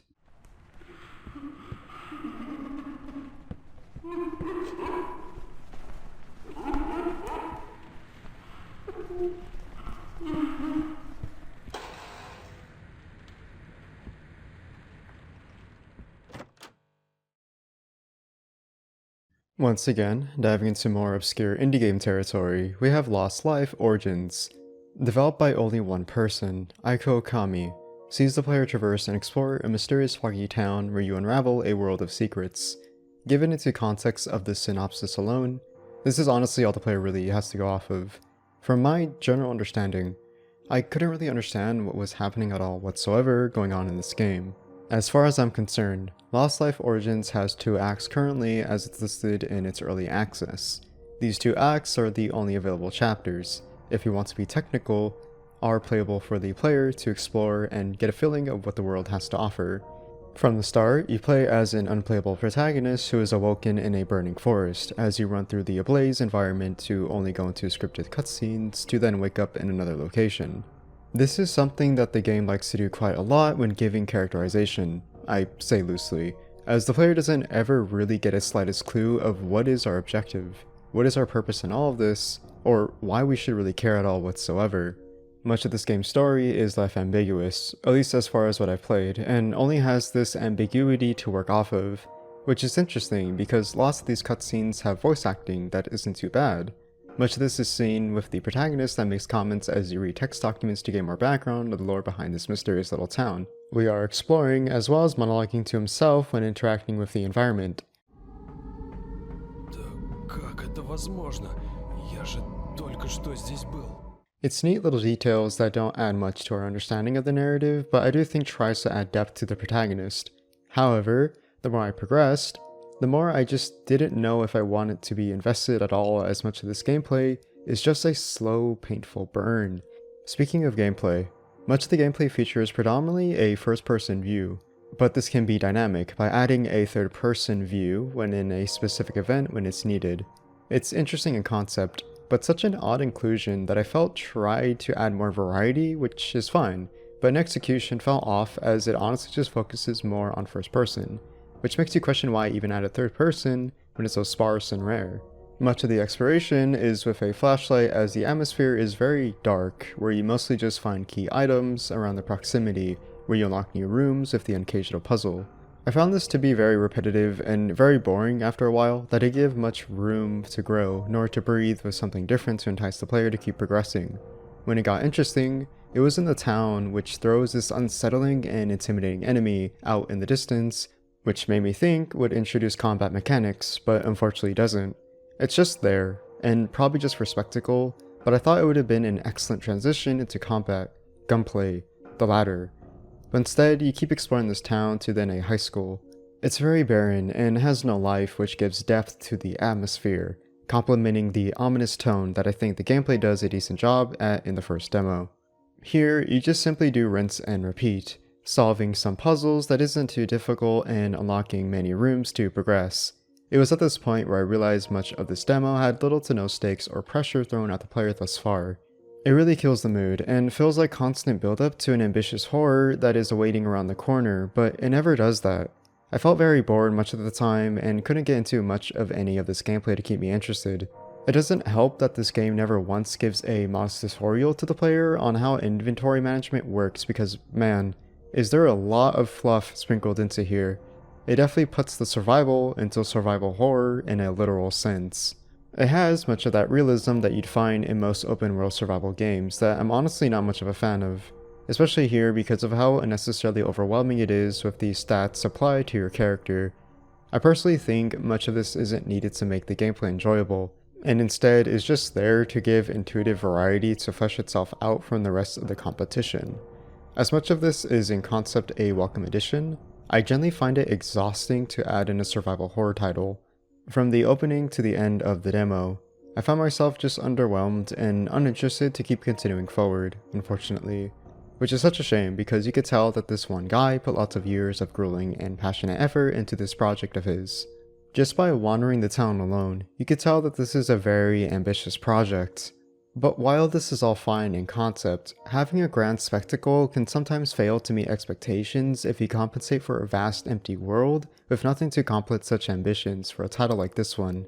Apparently, Lost Life Origins has 3 acts left in development, totaling into 5 acts to play upon full release. It has a free demo to download which currently contains Act 1 and Act 2 to try for yourself, before thinking of buying it for $15. Personally, I just didn't really resonate with this game, as I felt underwhelmed by its slow and uncaptivating gameplay that did little to no variety from what I played. I hope I'm wrong about this title in the full release, as I genuinely think this has lots of potential to be pretty good for capturing that Silent Hill aesthetic and atmosphere. But until then, this title just appears as okay for me. Nothing bad, nothing great, just okay. Записка школьному охраннику. Сколько раз тебе говорили, чтобы ты не писал код где попало? Придумай другой способ запомнить его, иначе ты проблем не оберешься. Не заб...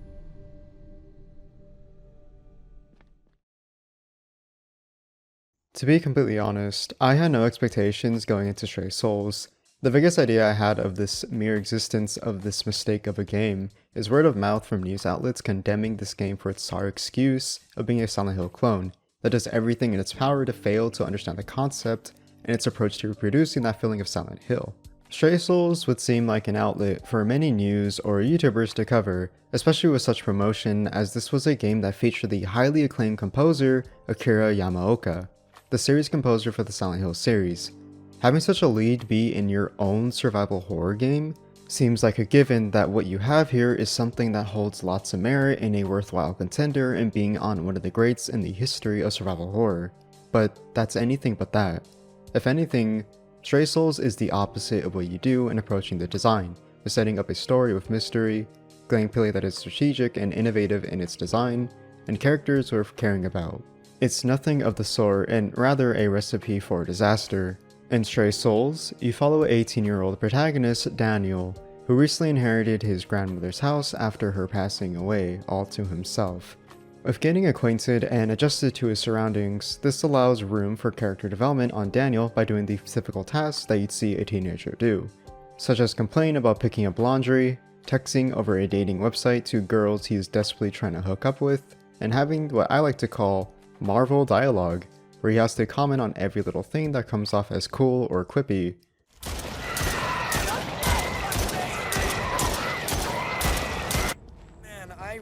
didn't dress right to go on a hike today.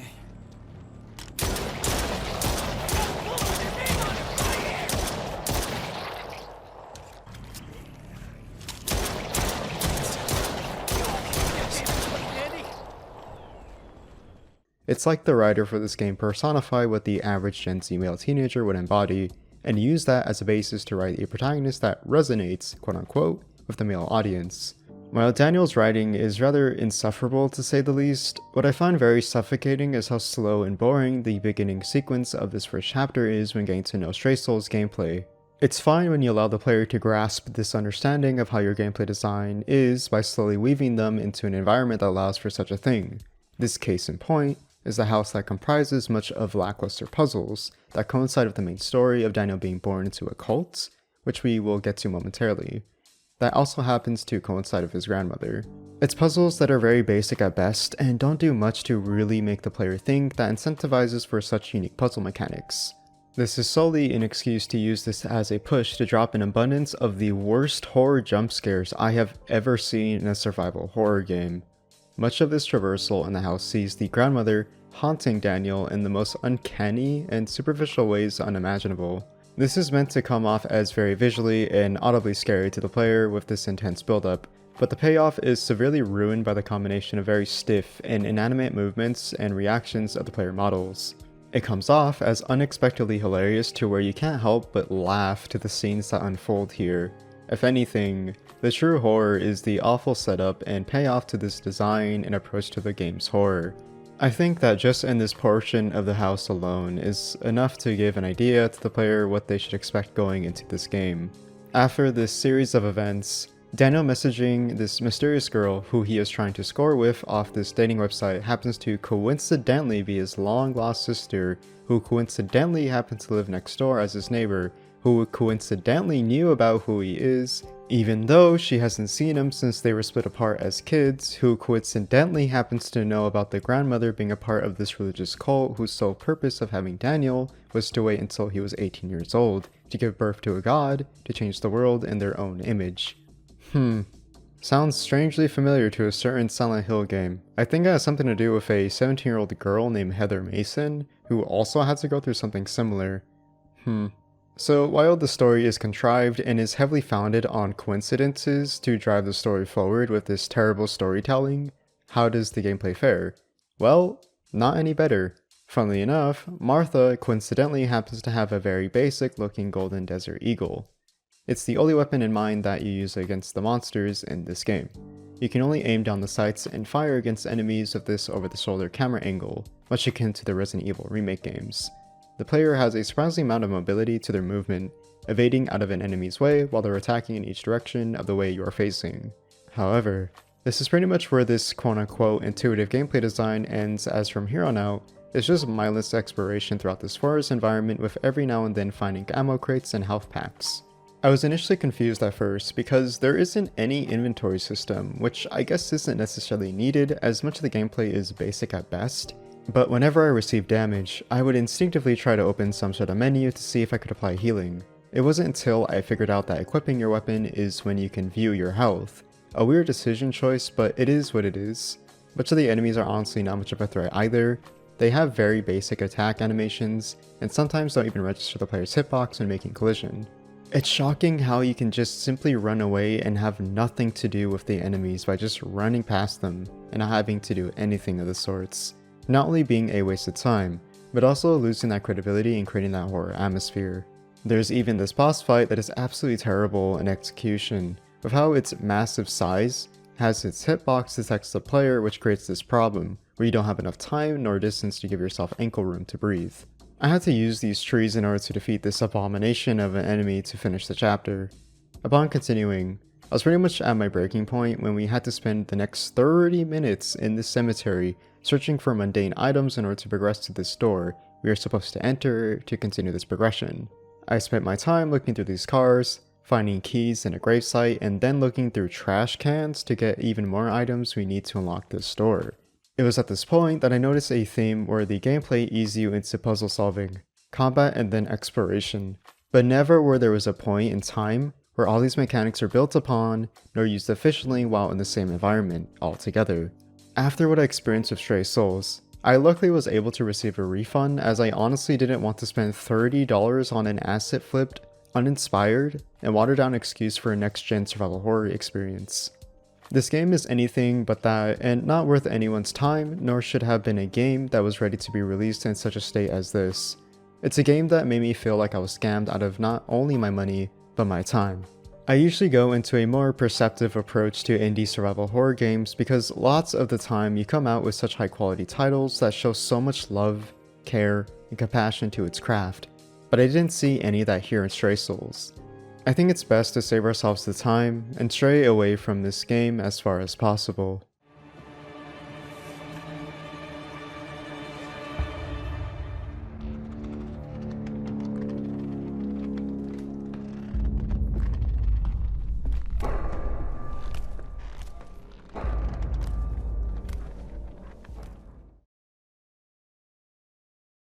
One of the more visually atmospheric survival horror games that left quite the profound impression on me is this obscure and overlooked indie title named Concluse. In Concluse, you play as Michael Benson, a man who has gone through the ends of the earth in desperation in finding his wife who has mysteriously vanished 3 years ago. After such 3 long, grueling years of no leads nor any progress, Michael is at his end and is ready to give up his search. However, he receives an anonymous call from a contact that tells him that his wife is alive, and if he wants to find her, he must travel to Cordova Hell. This sound familiar? Because it definitely pulls inspiration from Silent 2, and not only in its premise, but also the stalker enemy of this game that is very reminiscent of Pyramid Head. Concluse takes much inspiration from not only the likes of Silent Hill, but the PS1 era of polygonal graphics with the amount of attention to detail you can find by simply wandering and admiring what this game has built for the player. Unlike most survival horror games, Concluse has a lack of color to give that livelihood, but instead compensates for a black and white color palette. It may come off as a turn off to most people, I imagine, but I honestly think this actually works in the game's favor. Much of this builds on that unsettling horror you'd find in this game as you go through these tight linear environments that feel enclosed and claustrophobic to where it increases your anxiety. I think lack of color makes this atmosphere much more horrifying as it lets the player imagine the implication it lays out through this vast and barren wasteland that is Cordova. When it comes to gameplay, there isn't much that really sets Concluse apart from most survival horror titles that would consider it intuitive by any means necessary. Much of this gameplay features primarily a walking simulator, relying on exploration throughout this ominous and mysterious environment to find and collect key items that you can find in your inventory to progress further when unlocking doors to a new location or solving a puzzle. It's pretty much the foundation that is laid early on to the player and not much else to work off of, and while this may seem simplistic on paper, it's the execution that is rather engaging, with how the gameplay capitalizes in allowing that depth to be explored by the player. I found that the sound design of the cityscape, building interiors, and the overall ambience really builds that atmosphere that sounds foreboding and intimidating. It knows how to encapsulate on crafting that tension and pressure to incentivize the player to explore with caution and be alert for anything that is possibly a threat.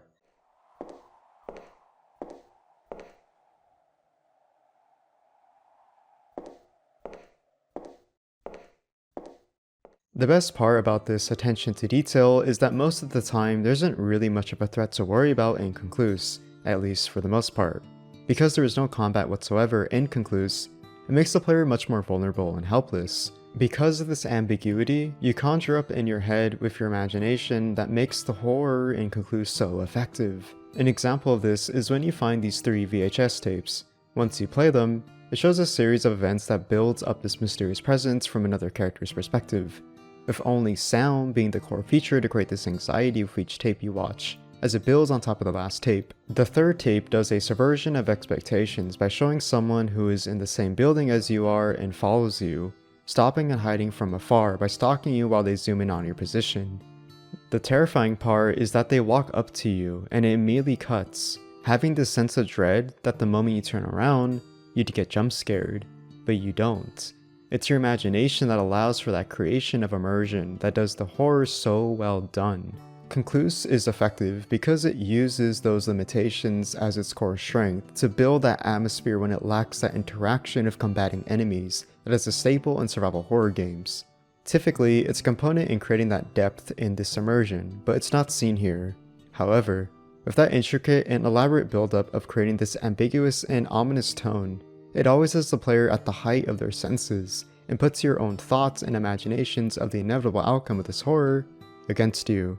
Concluse is completely free, and I highly recommend giving this hidden gem a try, as it's definitely an experience that is worthwhile for anyone who is a fan of classic survival horror, and wants a new refreshing experience that they've been craving for. Caroline, could you really be here? Living in a place like this?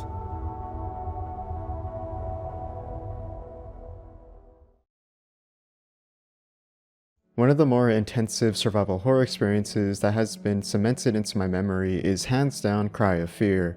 For an indie game such as this one that has so much complexity and layers to its story, characters, gameplay, and overall design when approaching the genre, it undoubtedly has made a mark in survival horror history.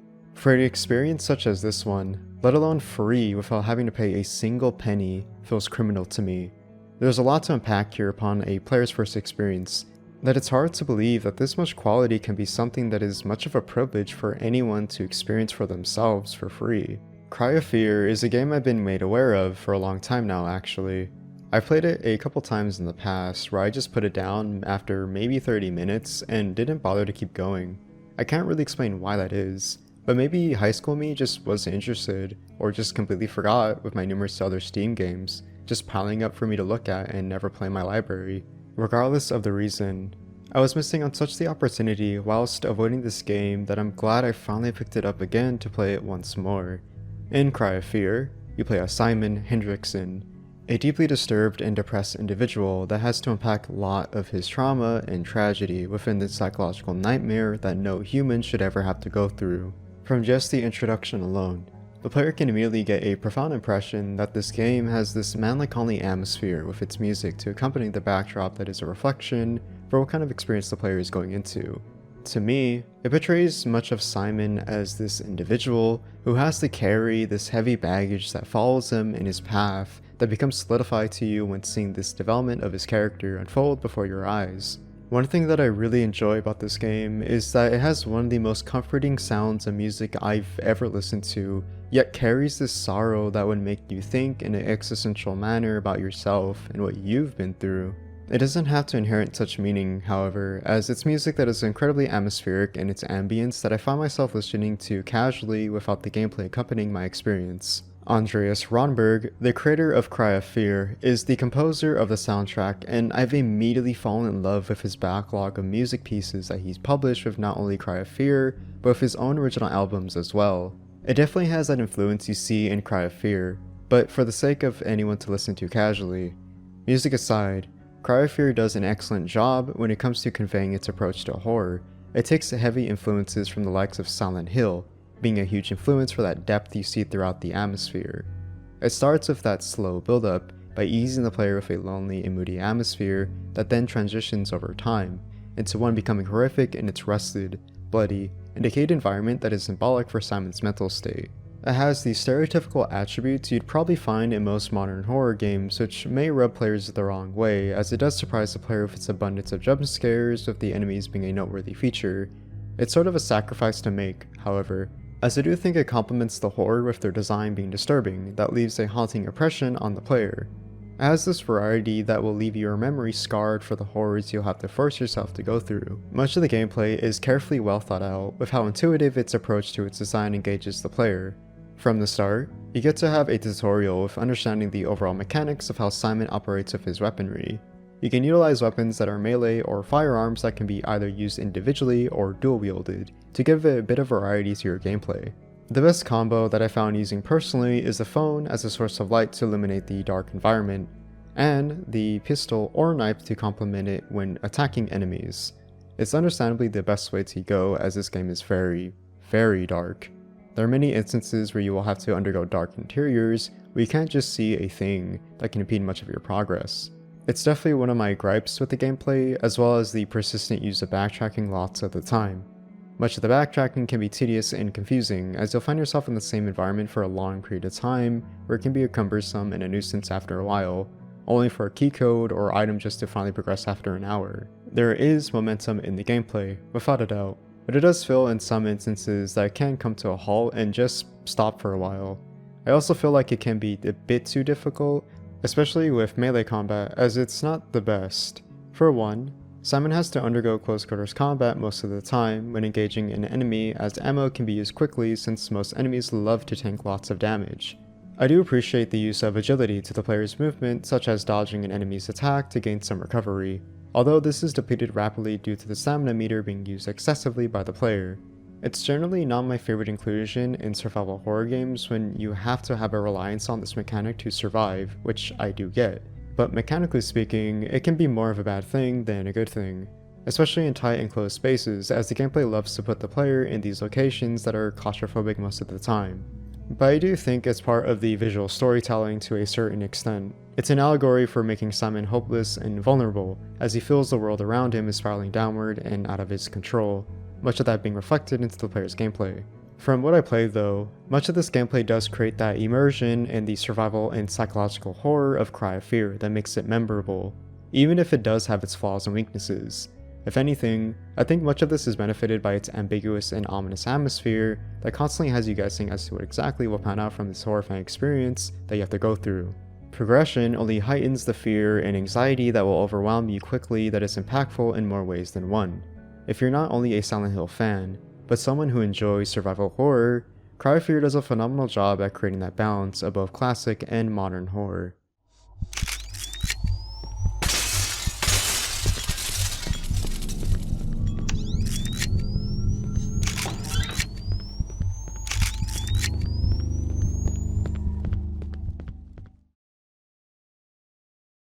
You awaken in a dark, desolate room, covered from each corner with walls with nothing of decor or personality, only barren and cold. As you find your footing, you find a door illuminated by a single light source that lies above it, calling out to the player to beckon them to come forth. As the character opens the door, they find a long, empty hallway that is liminal to the core. Only picture frames litter the walls on each side, while you walk slowly to admire the atmosphere. A radio plays in the distance. The radio host cites information about a father who ruthlessly killed both his wife and son. A chilling revelation that would strike anyone with this uncomfortableness, but also question who would do such a thing. Found shot once in the chest from point-blank range.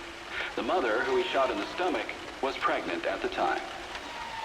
Police arriving on scene after neighbors called 911 found the father in his car listening to the radio. Several days before the murders, neighbors say they heard the father repeating a sequence of numbers in a loud voice. They said it was like he was chanting some strange spell. But the real question you come to find confuses you and deeply unsettles you even more. As you make your way through the end of the hallway, opening the door to the other side only leads to a repeat of the same liminal hallway you previously walked through. And the more you walk through this hallway, the more you find yourself stuck walking in this endless cycle of looping back to the very beginning. And to weaponize your fears and put them against you, the different times you walk through this hallway, something sinister happens. Something terrible follows you, stalks you, and taunts you.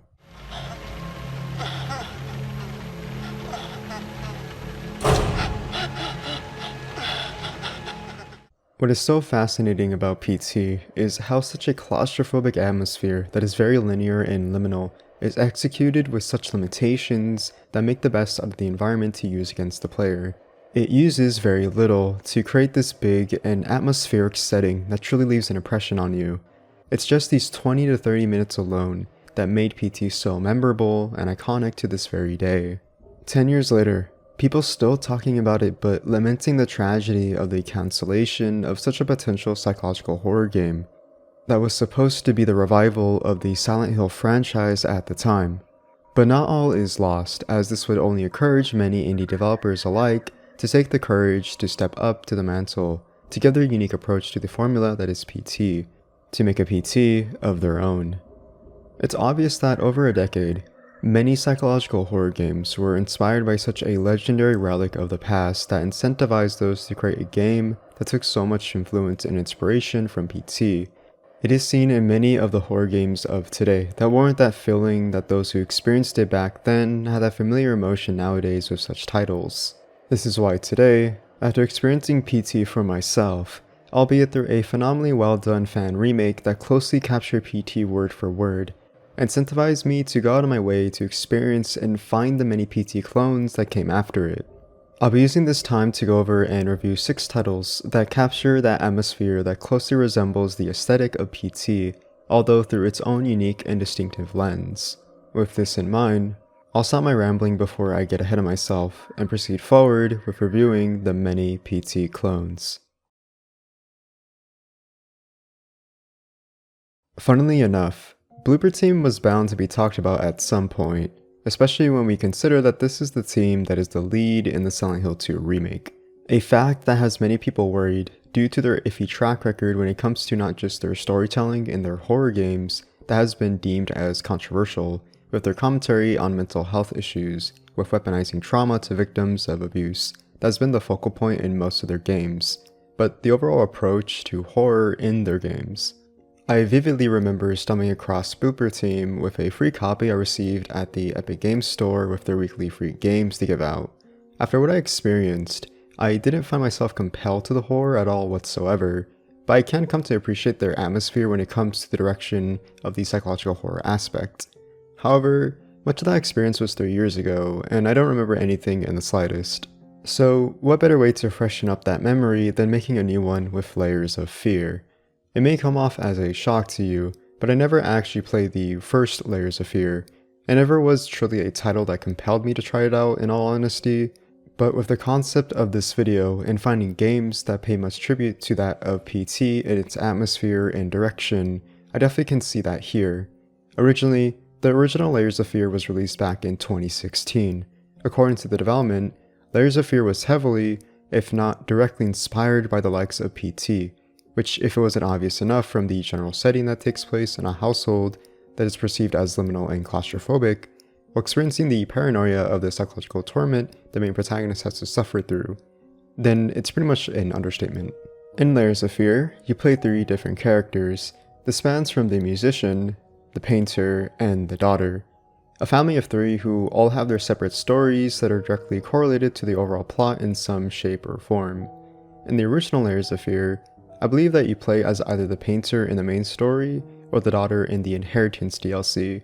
However, Layers of Fear 2023, the game I decided to play at the expense of convenience as it remakes the first and second Layers of Fear games, includes a new story that follows the wife or the musician in this context. The painter's story follows a man who is a father to his wife and daughter, returning to their home to reminisce and recollect the memories that led up to this point in time.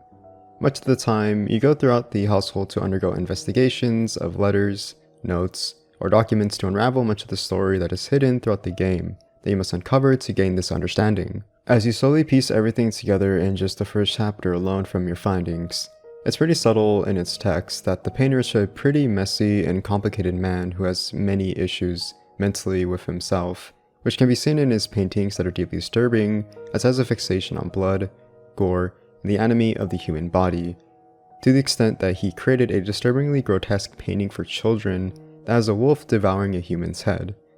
If this wasn't evident enough, his mental health issues are emphasized by the abuse he projects towards his family.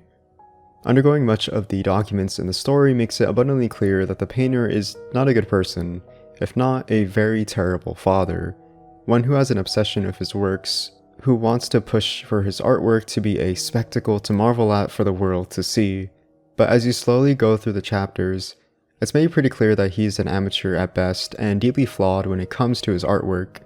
Critiquing from the general public breaks him, causing him to become obsessed with creating the perfect masterpiece in his line of work. One is to even try taming them. Babyface is one such painting. This art anomaly draws tens of thousands of mediocrity enthusiasts and Sunday abstraction aficionados. This not only consumes him to the point of insanity, but to the point where it breaks his relationship with his family. This is the catalyst to the psychological horror that begins to unravel as you progress through each chapter. Much of this horror is seen in this aforementioned claustrophobic and liminal atmosphere, with traversing in the halls of the house that become twisted and incomprehensible. This downward spiral is supposed to be symbolic of the painter's mental state, going from a serene and comprehensible environment that can be understood to one that is eventually littered with chaos as it reflects the fears that are projected back at him.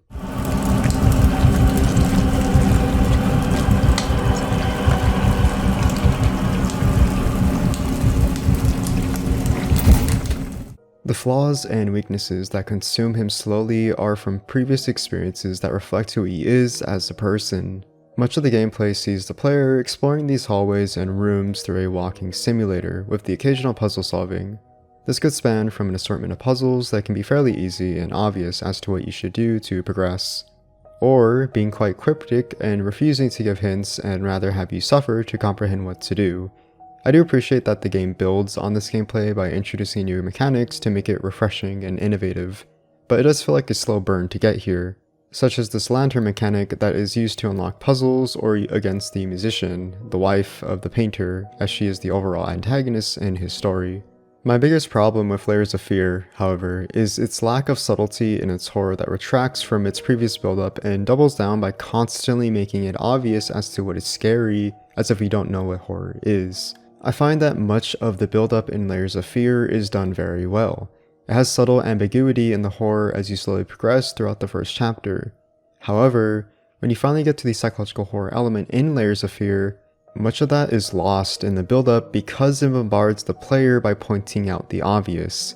One of the things that hampered my experience was the abundant use of text.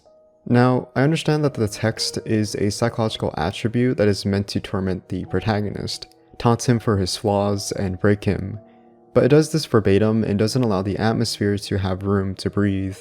This isn't in the text itself, but it's also the jump scares that are littered across the chapters. Subjectively, I find jump scares to be pretty lazy and effortless, but can be done well. I think that the gameplay relies on it way too often and forgets the aspects that made the game so scary. The main problem is that the gameplay info dumps a lot onto the player. This is due to the story purposes, which is the main prospect as to how the player unwraps the story by piecing the notes together to gain this understanding. However, this is constant and eventually feels overwhelming and exhausting. Having to collect these pieces when the player already has an idea as to the ambiguity it laid out for you to discover feels like it's repeating itself. I'm terribly sorry for your inconvenience, but we've seen no fluctuations of power in your area, and see no issues in the neighborhood. And since you didn't allow entry to our I wish that much of this info dumping could have been limited in sections so that the atmosphere in the game could have just shown the player what makes this game so horrifying, and not have to explain to the player what makes it scary. It's like the equivalent of a friend telling you a genuinely funny joke and you both have a good laugh, but then you have that friend tell you the joke again to see if you understood it or just to see if it will have the same effect on you. Much of this game is like hitting you on the head with a hammer, trying to nail down what makes this scary when it doesn't allow room for the player to immerse themselves in the subtle ambiguity that is what makes the psychological horror in Layers of Fear. Layers of Fear, for what it is a good approach to psychological horror. It has the formula down, it planted the seeds, but all I had to do was just let the atmosphere do the work itself instead of having to constantly be reminded of what makes the game scary. However, horror is subjective in what a player may find disturbing to them, as opposed to someone like me, who may be desensitized to most horror games after playing them for so long.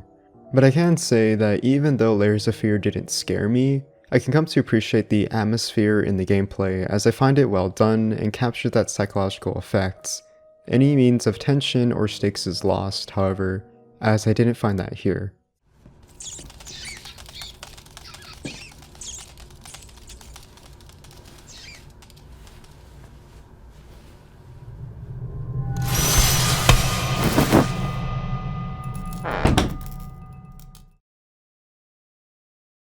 The Lost Fear is one of the most fascinating indie games I have seen, considering that this was developed by just a 13-year-old.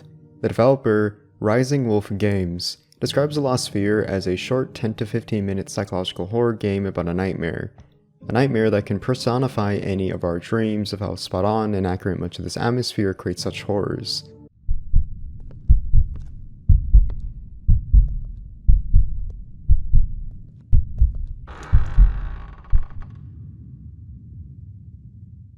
It's pretty wild to see that this game was only developed in 2 weeks, especially with how atmospheric it captures that aesthetic that is very obviously inspired by PT. From the opening alone, you wake up in an empty room with gravel walls that surround and loom over you, with one single door with a light over it, indicating to the player that this is where they need to go. As you enter the door, it plays out exactly how PT would. You walk through a loop of hallways that look the same, with slight minor differences to give a little indication that you're making progress and you aren't going crazy. It adds variety too, by not just staying in the same hallway with the wooden floorboards, wallpaper that is plastered on the walls, and the same wooden door that is repeated. It eventually segues into a different interior, with an emphasis on the use of darkness that adds much to the atmosphere. It's in each different location that is done very well and gives you a sense of claustrophobia and makes you feel like the walls will squish you and collapse on you at any given second.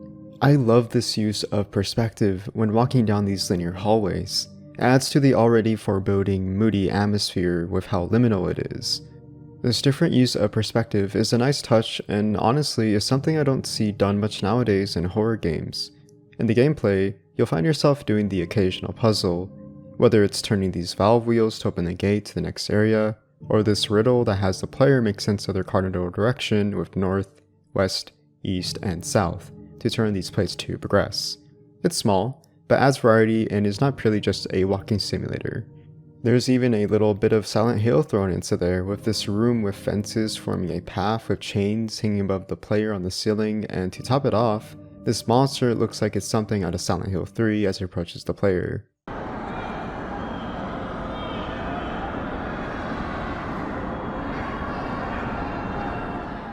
You also have the stalker enemy that periodically appears from time to time to attack the player out of nowhere, which is a cool looking design without a doubt, but the biggest problem for me is the overindulgence of jump scares.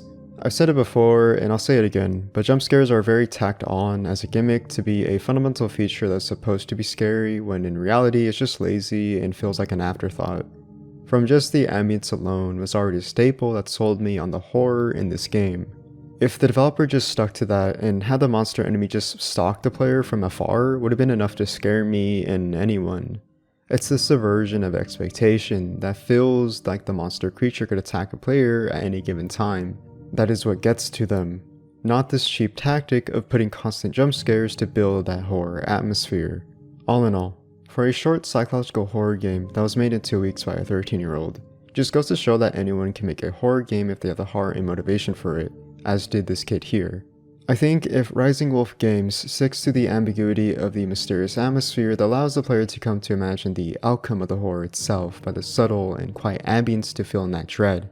I liked what I saw from The Lost Fear. It's especially admirable with how young this developer is, and his understanding of how horror is in concept shows me he has a bright future as a game developer.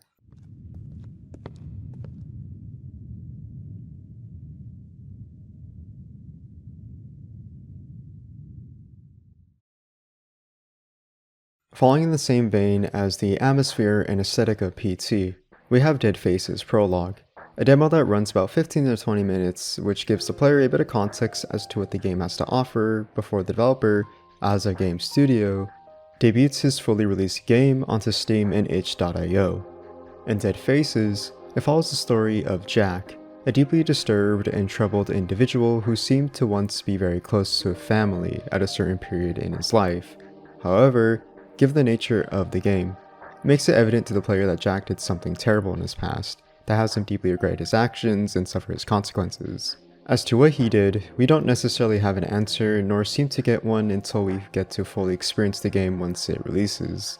From what I played, it primarily uses this apartment as a basis where you frequent this hub room of sorts to interact with the environment to either learn a bit more about Jack or solve puzzles to progress. It seems that these frequent use of mirrors will be used as a means to enter the various chapters in the main game. For now, however, we have to essentially go out and about to traverse the apartment while experiencing paranormal and supernatural sightings. What is something that the game does well is the subtle and ambiguous nature of the horror that keeps the player guessing as to what is going on and what is our purpose in all of this.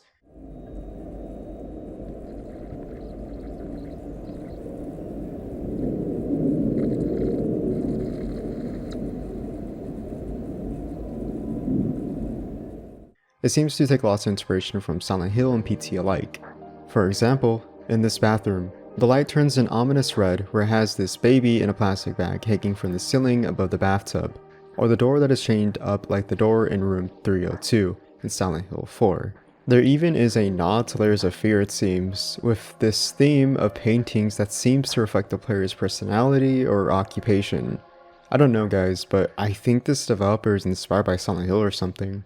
But in all seriousness, from what I played, I thought the horror was okay for the most part, but it had its flaws and problems, such as this enemy here that seems to be the stalker type enemy this time around. I think its design is not very scary and a bit uncanny and doesn't seem to go with the photorealistic environment that is drop dead gorgeous graphics. It feels out of place, like it belongs in Little Nightmares as an enemy type. I'm also not a fan of jump scares, which I apologize in advance if I sound like a broken record, but I just personally don't find them scary. I thought that the manipulation of the body that the skinny, lengthy enemy did was creepy and unsettling because of how unnatural it is, and hope to see more of that. There also is this long pause of waiting for something to happen, like an event to trigger, but it's hard to follow where to go with a general sense of direction. Ultimately, it's these long pauses that somewhat kill it for me, as it feels too recurring and a bit overdone at times. Because of this, it instilled that I entered a room, wait for an event to happen where I get jump scared, proceed to leave, and repeat. However, this is a demo after all, that is just an appetizer of what I am assuming is yet to come with the full release of Dead Faces. From what I saw, I like the overall tone and mood. I think the photorealistic graphics are beautiful and create the atmosphere, but the models of the enemies look very rough and don't seem like they fit in the environment when contrasted with the realism that is the graphics. I also think that the pacing lingers on and prolongs to where you get confused and feel like you need to do something to progress, but you don't know what. More variety in puzzle solving would be a nice touch and give reason to move forward in level progression. Overall, Dead Faces takes a lot of influences from other horror games, and I could tell that this is something that the developer is deeply inspired by and holds in high regard. I am eager to follow where the development will go and see what the full release has to offer.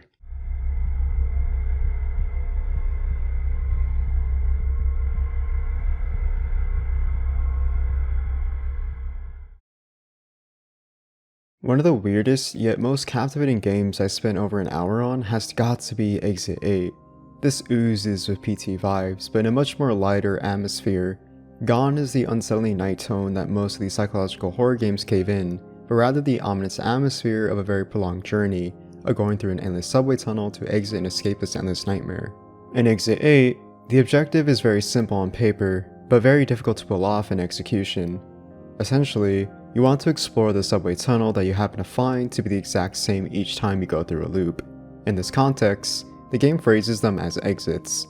These exits have approximately 8 exits, or levels to be specific. In each exit you go through, you must find the anomaly, if there is any, and make sure to immediately turn back where you came from to keep progressing through the exits. If you fail to spot these anomalies, then you will have to restart all over again. It's such a simple concept that should be easy, but it becomes very elaborate and complex the more you progress and more difficult the anomaly becomes. Sometimes the anomaly can be very straightforward, becoming blatantly obvious to the player as to what exactly is the inconsistency in the exit you are on.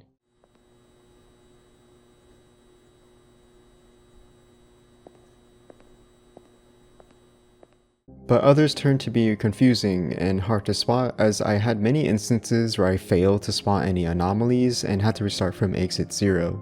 The game does a phenomenal job in incentivizing the player to scrutinize much of these environments as a means to complete the game. But this is also an ingenious way to engage your interest to truly appreciate what Exit 8 has to offer in terms of gameplay. Much of the atmosphere is not terrifying by any means necessary, but it's more so the subtle and ambiguous nature of the gameplay that makes the player stress out and build this anxiety when it comes to the possibility of missing an anomaly and the fear of having to start over again. The threat doesn't have to be horrific or evil in design like most of the psychological horror games do, but rather ominous in its presence by not having much of an antagonist at all that is physical. If anything, it's more so supernatural, which creates this subversion of expectations as to breaking this understanding that we thought we once had when in reality, we never had an understanding at all. And I love when games do that, making the player think they know what is going on when they truly never began to ever have the slightest idea how this entity works. This entity, which I'm assuming is this subway tunnel, changes and manipulates each time. Sometimes it stays dormant, giving this ease and ankle room to breathe, and sometimes it will just stay that way for the many times you proceed through the next exit. But then at the very end, immediately changes the turntables in its favor. It genuinely created this slight anxiety in me, second guessing if I failed to spawn an anomaly and should either go back or stick to my gut and go forward. It's honestly such a phenomenally executed concept that I never would have ever thought up unless someone else did it themselves. While it is a short game, with the completion of beating the game by escaping Exit 8 and spotting all the anomalies within an hour time frame, I do think it's justifiable for this game to be $4, as it is very cheap and gives replay value to see what you miss when it comes to the anomalies. It might not be the most horrifying psychological horror game, but I think it's the implications and the idea of this unprecedented supernatural entity that we fail to understand, which truly makes the horror of Exit 8 and beckons us to play once more.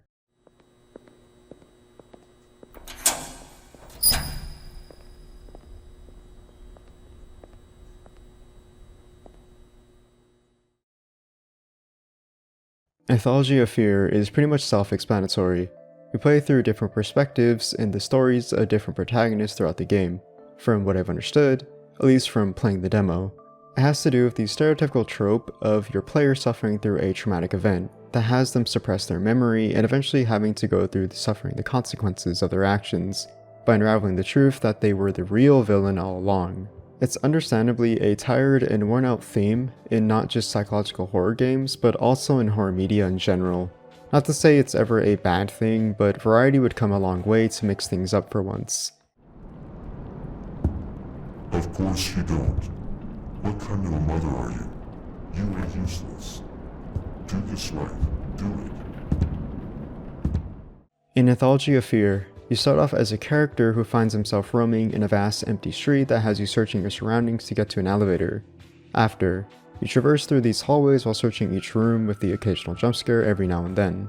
It uses this abundance of mannequins that seems to be a recurring theme for the character we are playing, so I have no idea if this is correlated to him, as again this is a demo, but this game is very vague and mysterious in its storytelling. I didn't find too much compelling here in all honesty, but I rather found the next character you play as, a mother, to be far more interesting.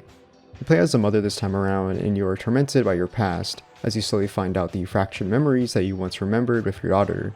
As you make your way through these lonely hallways, the game does a great job of building tension and pressuring the player with the innocence of the daughter that is weaponized against the mother. It's very subtle, but how it is used is very effective.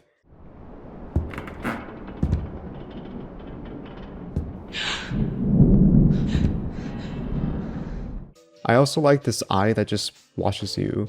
It's purely there for spectacle, but I found it to be very endearing of how gross yet vengeful it is towards the mother. It taunts you and laments you for how much of a terrible person you are, no matter how hard you try to make up for the crimes that you committed. But once again, as to what this is, it's left ambiguous, and only implications are left for the player to imagine for themselves. Of course, Anthology of Fear has been fully released recently. It seems that its themes are very specific to mental health and trauma that associates with the protagonist, which isn't anything new, but I do think that the horror can be a hit or miss. I guess it's really boiled down to how you, as someone who plays horror games, feel when it comes to this sort of thing.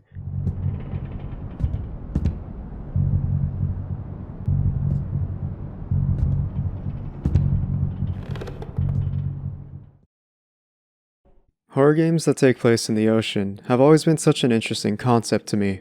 Typically, we always resort to the obligatory ruined and abandoned cityscape that is in turmoil, after a zombie apocalypse has arisen.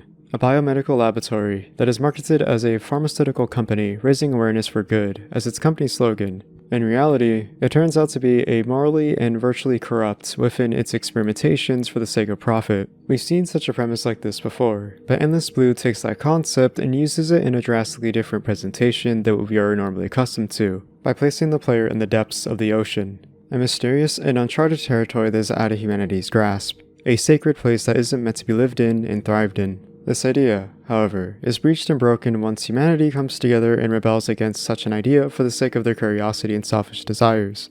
However, having too much of a good thing can sometimes lead to a bad thing, Endless Blue is a survival horror game that utilizes the backdrop of the ocean, which gives a bit of isolation to the player as it's out of their comfort zone.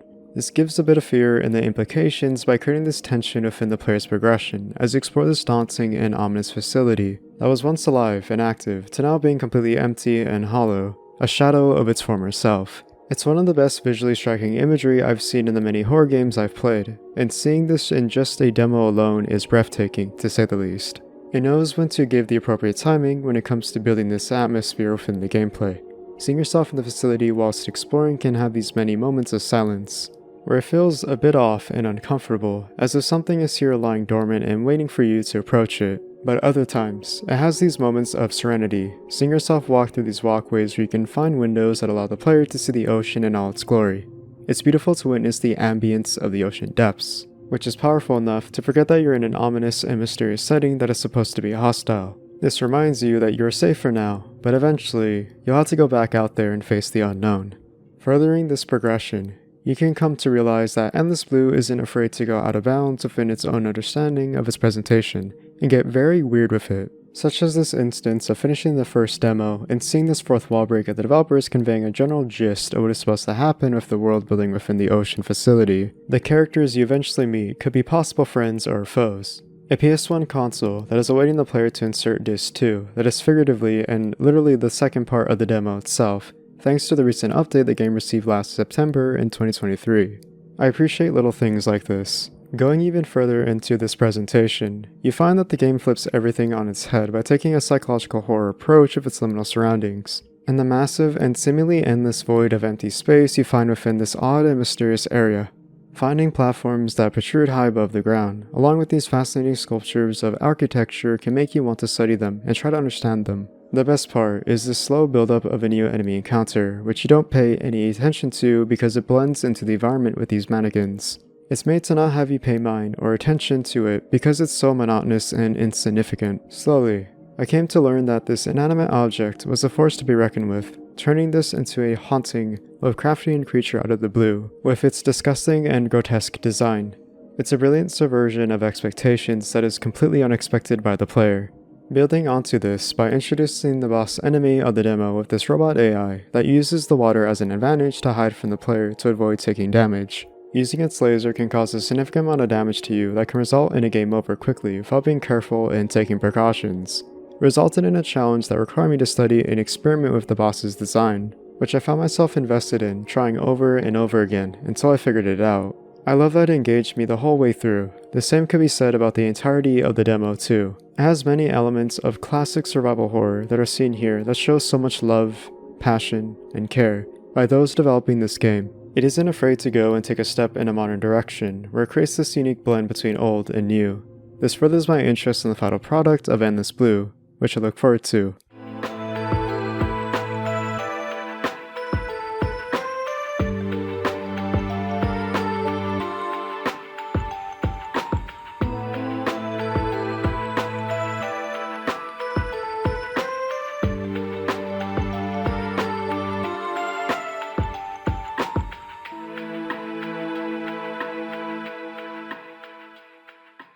Taking a step back from the obligatory Resident Evil or Silent Hill inspired classic survival horror games that we've been taking a look at, I want to delve into a different modern PS1 horror game that instead takes the inspirations of Japan-only PS1 titles, such as Airu or Clock Tower. Kanpeki pays heavy tribute to those games that set the groundwork for a survival horror female protagonist, who has been caught in such a situation that requires her to adopt skills to undergo this survival. We assume the role of Hoshi Morimoto, a high school girl who one day stumbled upon finding herself having a small smudge in her makeup that caused her to have a mental breakdown. Finding ourselves in the restroom, looking at ourselves obsessively with this instilled fear and dread of lacking perfection in our appearance. Perfectionism is a recurring theme that is present throughout this game, reflected by Hoshi. How could I make a mistake like this? Oh, Hoshi, your mascara is smudging.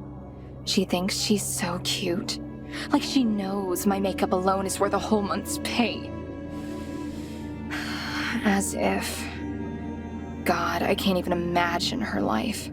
Wearing cheap products, ignoring each season's trends, mediocre grades, being lazy after school, wasting the weekends with some boy toy. Can someone really live like that? Maybe ignorance really is bliss. After lamenting ourselves for not looking perfect and trying to cover up our makeup with our best efforts, we leave the restroom to find the high school completely abandoned. The hallways that should be busting with loud laughter from friends messing around with each other or chit-chat from the students about the newest gossip around the classmates are non-existent. All that is left is the occasional debris that blocks Moshi from pursuing her path to navigating around the high school, having her take an alternate route to progress. Through this level progression, we are slowly introduced to the tutorial. This presents the classic survival horror mechanics with the inventory management system, which has items that are necessary for combat or puzzle solving. Backtracking throughout the school environment to collect items to go back to previously inaccessible rooms. A safe room to buy health items to restore our health completely, and save until we once again head back onto the horrors of being a teenager in high school. One thing that stands out with Kanpeki is its attributes towards its design that reflect that of a high schooler in the 2000s. Looking at Moshi, we can fully assimilate a walking stereotype of a snobby, stuck-up rich girl that is expressed through this gameplay, from seeing the light jabs or snide remarks to the various interactable environments in the setting, or the dialogue carried through the voice actors interacting with each other. You can tell that there was a lot of attention to detail, heavily noted down, to assimilating the high school culture you'd find in your youth. It may reflect Moshi as this obnoxious, arrogant, and rude person, but that is the point of building her character. It gives you a more grounded and realistic protagonist that doesn't feel one-dimensional, but rather, in a weird way, compelling enough to take a liking to. It humanizes her with these qualities that are expressed by a growing pubescent teenager, reflecting that of someone figuring out life in high school, trying to assimilate to the popular trends to still have notoriety towards their social relevancy, and the need to be a perfectionist in the fear of being watched at all times by others. Insecure about what your classmates would say about you, or think about you if you weren't up to snuff with the style or the trends of that season. It may not be the point of the game itself, but it gives depth to the world of Kanpeki that makes me appreciate it more. But social commentary aside, let's dive into the gameplay design. Moshi has very limited resources for her overall gameplay mechanics. She uses her primary weapon of choice, which is the taser. With the taser, you can always swing and attack the other various students who weirdly want to prey on you and attack you. What's interesting is that the taser can be used against you as it has a limited number of uses and needs to be recharged over time. To charge the taser, you have to simultaneously press the R key in a timed manner to charge it completely. The difficulty in this mechanic, however, is when the other students are attacking you, as they will deal damage to you effectively if you fail to manage while under pressure. Giving lots of stakes in this process adds to that horror. The aforementioned health items are not scattered around the high school hallways or classrooms, but rather the mysterious and ominous convenience store that is accessed by the doorway to a parallel dimension, which acts as an item shop for health items and a safe room. It's one of the more creative uses that I've seen in a survival horror game, and I think it's a great addition for further adopting that emphasis and assuming the role of a high schooler after a long day of school and just wanting a snack before proceeding to walk home.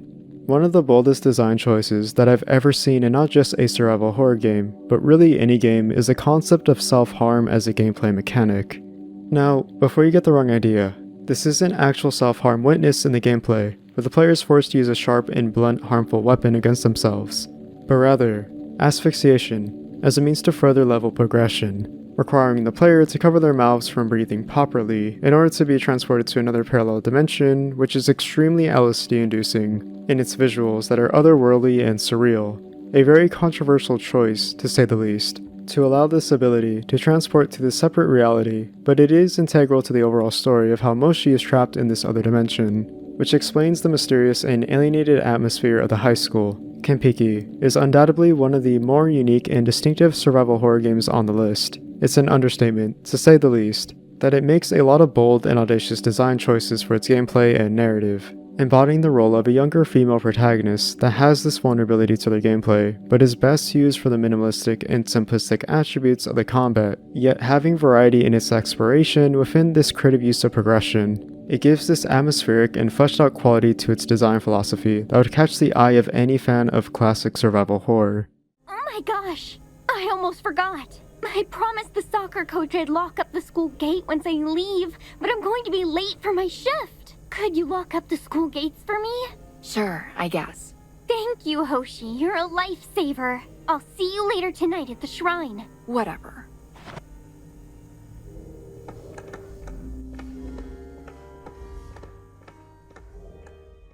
Barbotine is a psychological horror game that I can't wrap my mind around. You wake up as a nameless and voiceless protagonist, seeing yourself at a house party with other partygoers, drinking beer and getting completely flat out drunk, to even one of the girls you try to talk to vomits profusely onto you. What is very interesting, though, is that you don't see the protagonist talk to anyone. Everyone is secluded off to their own personal bubble, where they chat amongst each other, having a good time and not having a care in the world. And then there's the protagonist, who feels awfully distant and remotely isolated from the crowd. It's like we suffer from social anxiety, or lack the initiative to push ourselves out there to immerse ourselves in this atmosphere, but we can't, and we don't. This leads to a series of days, specifically 7 days, where the player will wake up looking at their arms and hands as if they are checking if they are still here, if they still exist. In the apartment we live in, there isn't anything too notable at first glance. The typical furniture you see is comprised of separate rooms within the complex, such as the bedroom, kitchen, and bathroom, showing a normalcy to the person we play as. But what slowly builds is the subversion of expectations. As each day passes, you start to notice that not only does the environment change unexpectedly, but so does the player, becoming this grotesque and putrid monster that loses any resemblance to humanity, as we shift to this beast that is unfathomable to comprehend. As the days go by, so does everything around us. The apartment becomes more decrepit in its textures of the surrounding environment. The lack of care shows a reek of decay and foul stenches littered across the rooms and hallways. But what cements all these disgusting and gross atmospheres together is the basement, showing garbage bags and debris scattered across the area, and finally, a sight to behold, a flower-like humanoid figure that stalks you. These unexplainable creatures stand still in your path where you need to go, standing there menacingly without budging or doing anything, slowly rising in numbers as you progress. As we get close to the end of the week, we see the shovel we previously equipped to dig a hole throughout each day now lying in the bathroom. We are then introduced to a combat tutorial, using the left and right mouse buttons to learn how to stun an enemy by pairing their attack and then quickly attacking them to kill them off. It's like combat, but so powerful within each swing as you successfully parry a counter and counter back with the dealing blow.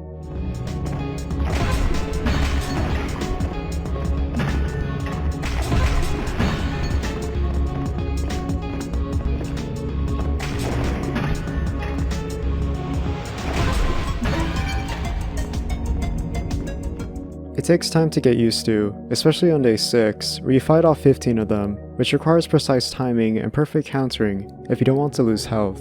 Barbotine is undoubtedly a very odd and weird modern PS1 horror game that I still don't entirely understand, but maybe you aren't supposed to. I believe there are hints of symbolism within its visual imagery that can reflect a social outcast who struggles with social cues and social interaction, hence the party scene in the beginning. There are also themes of lacking self-care for themselves, which is seen in the prolific and rapid decay within their apartment, even to an extent where the player themselves becomes part of this disease and rotten nature of the environment, becoming a metaphorical and literal monster of what they possibly think of themselves as to everyone. There is something that is said here by showing and not telling the player, which is what makes the build-up throughout this game so engaging with the subversion of expectations, that fully endorses this otherworldly design that expresses this creative and imaginative gameplay.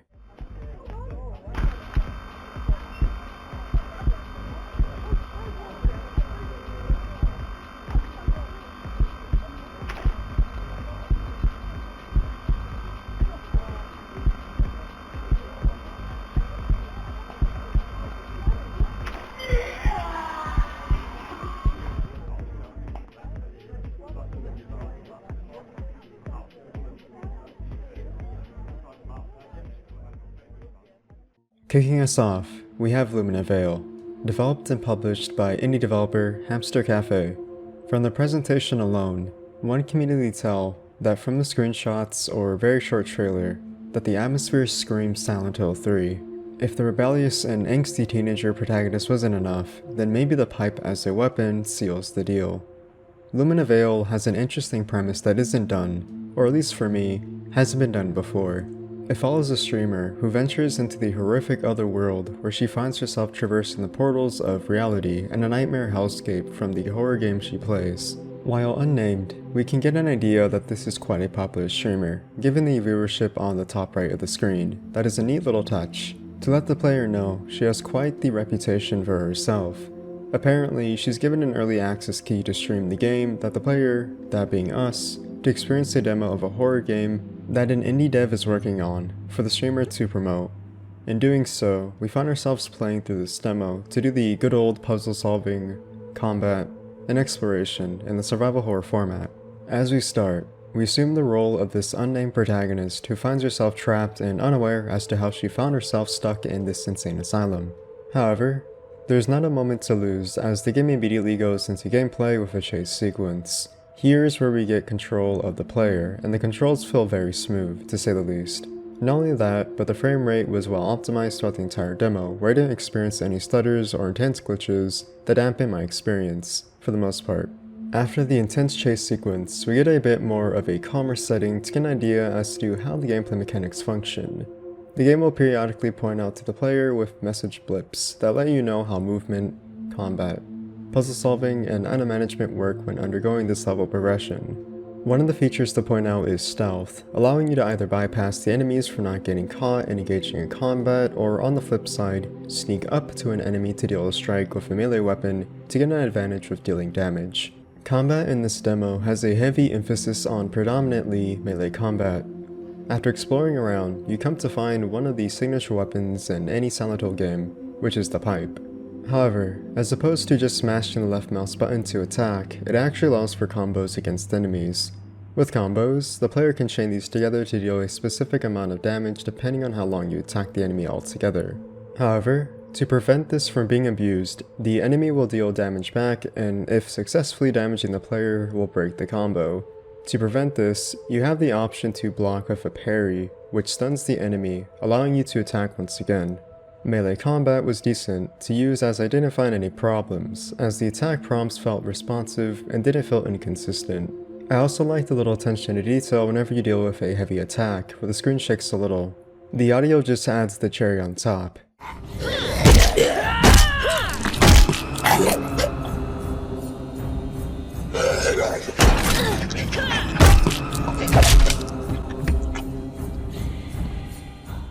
Puzzle solving was entirely too difficult either, and was actually really simple. It requires the player to, of course, explore each room that is accessible to you, and uncover every nook and cranny until you reach an essential item that will be needed to solve a puzzle to progress. Puzzles didn't feel like they overstayed their welcome, nor were they a drag to follow. Presentation-wise, I immediately found myself engrossed in this environment. The dark atmosphere that obscured your vision in some places, the heavy emphasis on gore, and the otherworld-inspired interiors that unexpectedly showed up at random made me feel like I was at home. Not to mention the various locked doors, of course. If there were points of criticism I would have to offer, the combat can be very janky at times. When combating an enemy, sometimes the enemy will mesh into the player's model, which does glitch out a bit. It's also difficult to know how much damage you are taking exactly, as the visual cue isn't well detailed. There is this chromatic filter that seems to be present after taking a little bit of damage, but it's very hard to notice and will possibly make the player think it's part of the presentation itself, not the other way around. A bit more variety and complexity in the enemy design would help with not feeling this repetition when engaging in combat with them, although for this demo it's understandable. The same goes for weapon variety.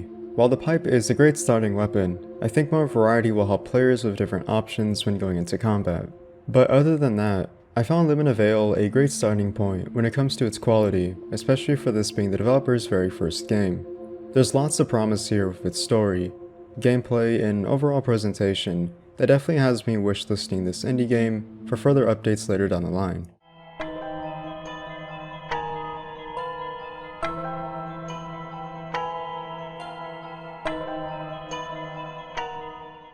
Varmalis reminds me of the good old PS2 days, especially survival horror, where there was an up-and-coming renaissance of survival horror titles that was dominating the market with many titles to select from. From the presentation alone, one can pick up that aesthetic with the tribute to fixed camera angles, item management, options for tank controls, unfair puzzle solving, and clunky, janky gameplay mechanics. Developed by Door Nano Studio, Varmalis sees us assume the role of an unnamed protagonist who is haunted by memories of a murder that he never committed. According to, let's just call this guy Dad, since we eventually find out he's a dad to a son and has a wife, Dad sees himself having memories that coexist simultaneously with that of a serial killer. Because of this, Dad finds himself traveling to a ruined city that is abandoned with fog covering the atmosphere, leading him to roam and explore the remains of a once lively apartment complex, where he believes he will find the serial killer. Admittedly, a pretty cliche plot, but it's one that does what it needs to do by setting up the gameplay experience for the player. Speaking of gameplay, this has got to be the most important aspect of the game that I have mixed feelings about. On one hand, the gameplay does a serviceable job at pertaining to those classic roots of survival horror that anyone from the PS1 or PS2 era will find themselves right at home. Upon starting, you get a slight tutorial to get familiar with the controls, which do allow you to play with either 3D controls or tank controls, which I appreciate. You have the option to explore the city at your leisure, to get acclimated to the environment, along with a map that shows points of interest that are worth checking out if you like to.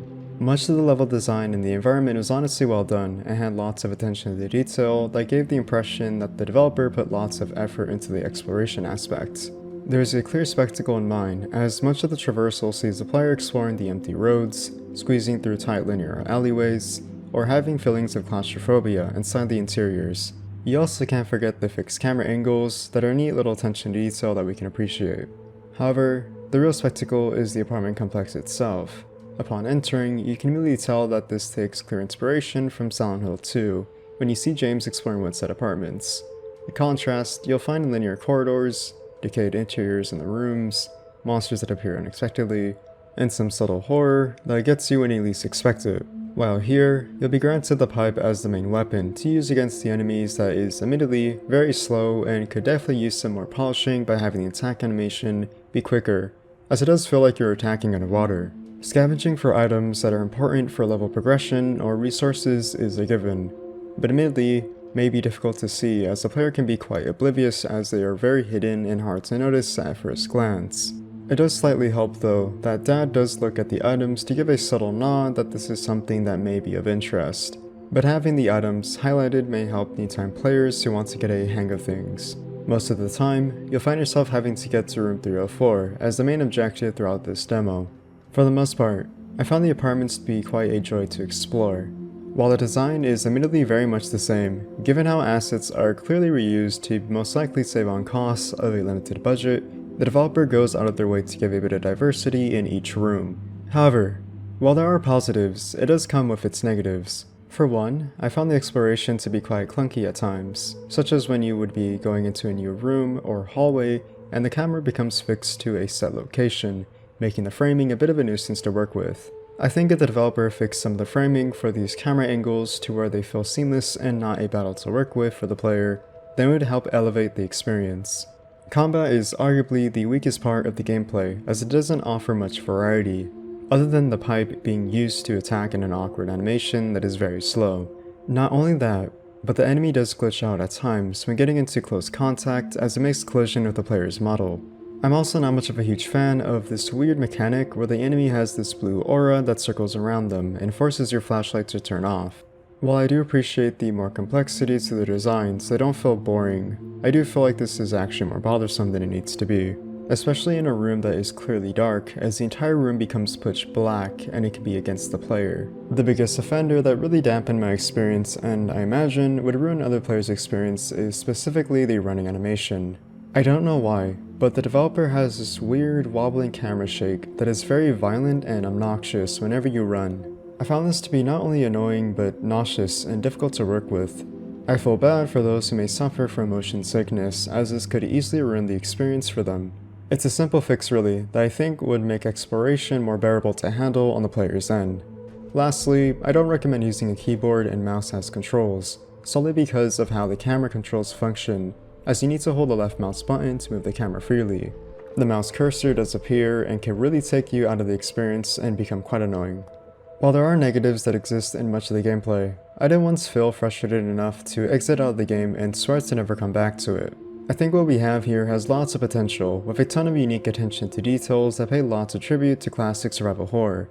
The developer clearly has a fondness to Silent Hill and in general, the genre itself. I think if they work out the issues/bugs with some tuning and much needed polish, then it could enhance the experience. The demo is about 1 hour, and should be more than enough to give you a classic survival horror experience that reminds you of better days.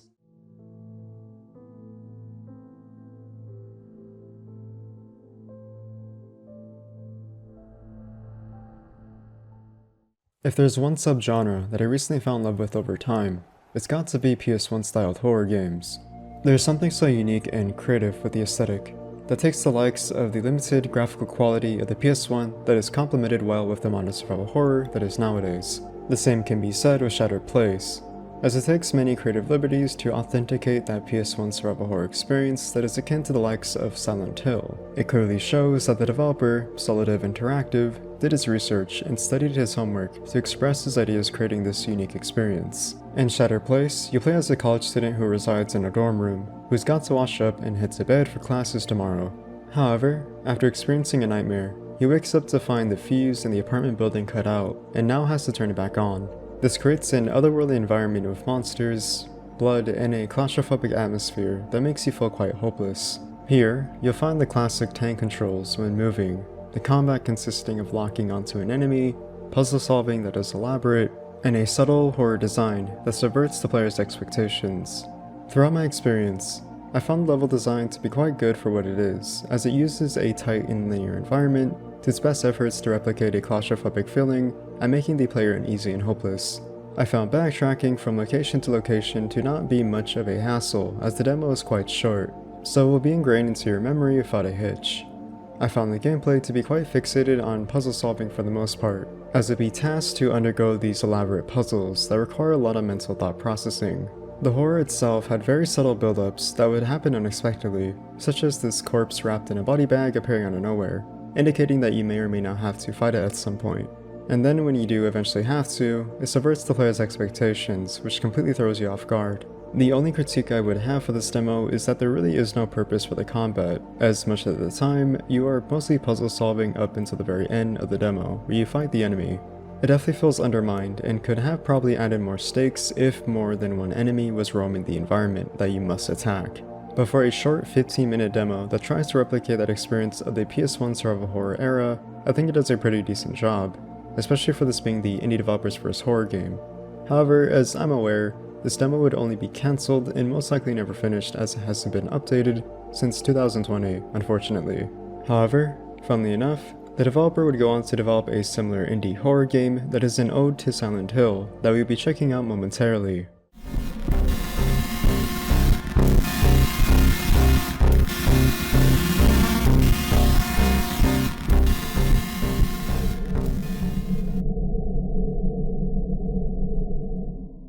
Continuing in the same vein as the previous indie title, Project Fog: The Wounded is what seems like a step in the right direction when it comes to encapsulating that PS1 aesthetic, with a heavier focus on the aspects that were missing in A Shattered Place. According to the developer, Insomniac Interactive, this would be a continuation of sorts from the previous title, as it is set in the same universe, albeit with a different protagonist. In Project Fog: The Wounded, you play as a woman who finds herself in a foggy town that is covered with monsters, having to resort to retreating to a bar with a man named Norman, who's just as confused and scared as she is. After he leaves, there's a very gracious tutorial that lets you know the controls and gameplay mechanics to get yourself acquainted. After, you pick up the main weapons in the demo, a revolver and a pipe. The rest of the gameplay is mostly focused on combat and exploration as far as I'm concerned. From looking at combat, it plays well and derives off the tank controls, seeing your character lock into position and take shots as you lock onto the enemy. I've noticed that the enemies tank lots of damage, as it requires more than 6 rounds to kill off an enemy completely. The pipe seemingly does more damage with the expense of having to resort to losing your health, as the attack animation can lock you in a place and won't let you cancel from your attack animation if you need to heal. Although, I found combat to be a huge improvement to the latter. Exploration received a huge upgrade from the interior environment we were previously accustomed to, and in favor, warrants more traversal in the aforementioned foggy town. The town feels fleshed out and has the theme of desolation and abandonment, which makes exploring more enticing in this quiet atmosphere. After some time, you do find a doctor who's hurt quite badly and needs immediate care, which results in you finding either a red or green syringe. Depending on your choosing, this will lead to either a good or bad ending.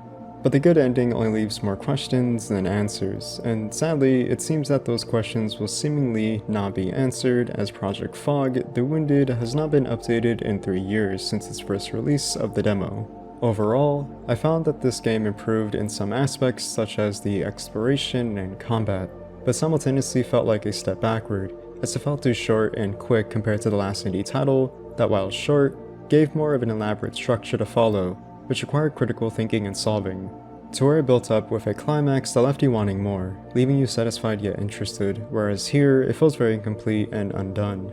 I think having the inclusion of a puzzle and memos to give a bit more of a lore to flesh out the story would have made it more complete and finished, but that's something we will most likely never know.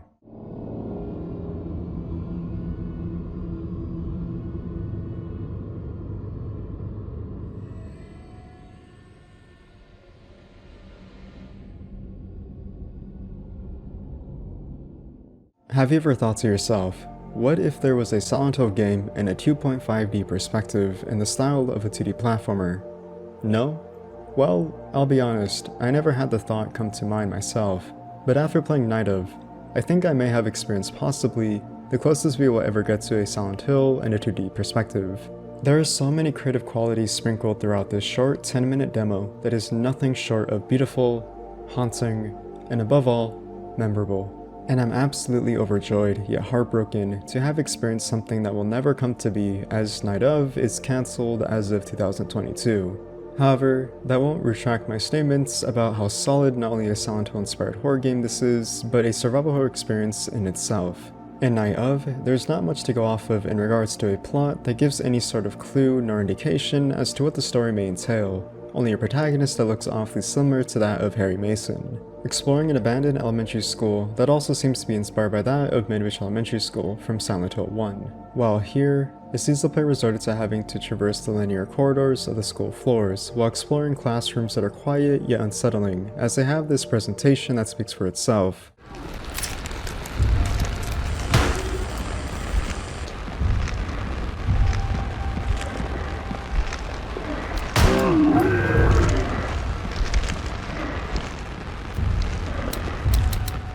Occasionally, you'll have to find an enemy that closely resembles that of a mannequin, as it seems to be a motif that is present throughout the demo. The only weapon of choice is a handgun that has very limited ammunition, so you have to make your shots count when it comes to combat by taking a deep dive and finishing out the enemy, abandoning all hope and running away.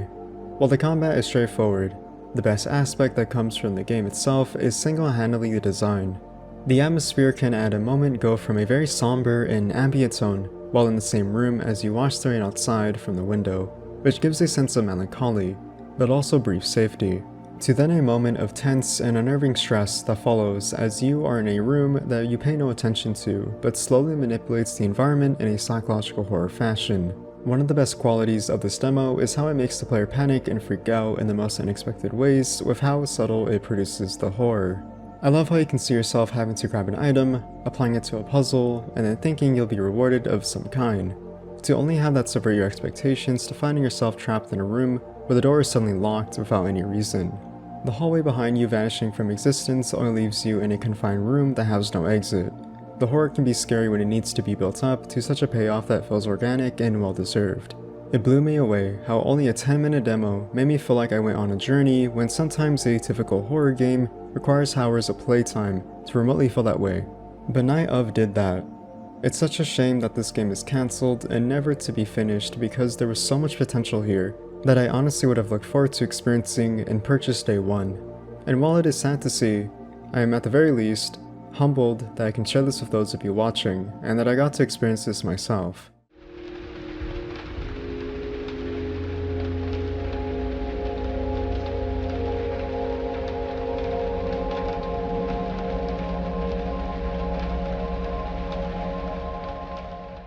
There are very few horror games that have deeply unsettled me, and I'm someone who grew up playing many horror games since my prepubescence.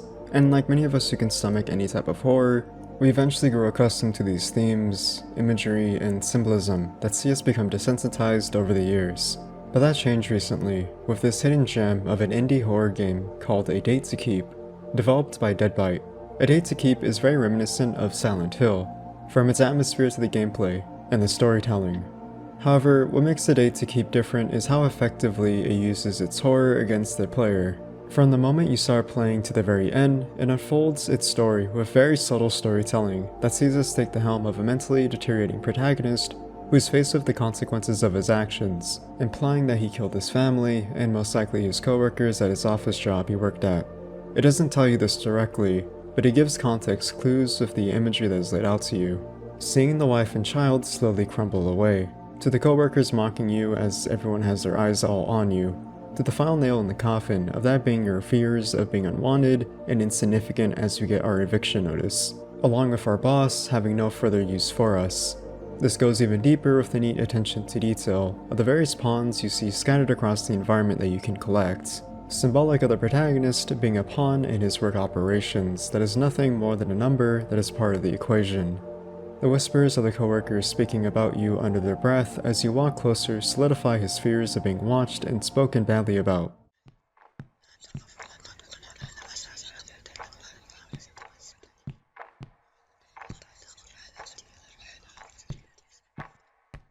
Once you get into combat, that's where we see our protagonists snap and finally let go of all their weight.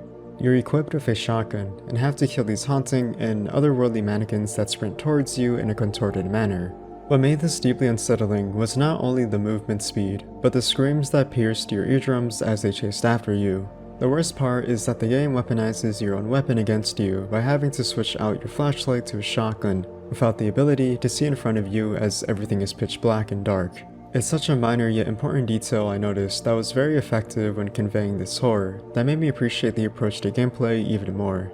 The build-up only leads to the climax as you enter this boss fight that is very reminiscent of the final bosses in the Silent Hill games, that employs this intensity with the enemy's movement and the blood-filled water you walk in. It knows when to give the player room to breathe, but also reminds us that anything can happen at any given moment. And that's what I think makes A Day to Keep so effective.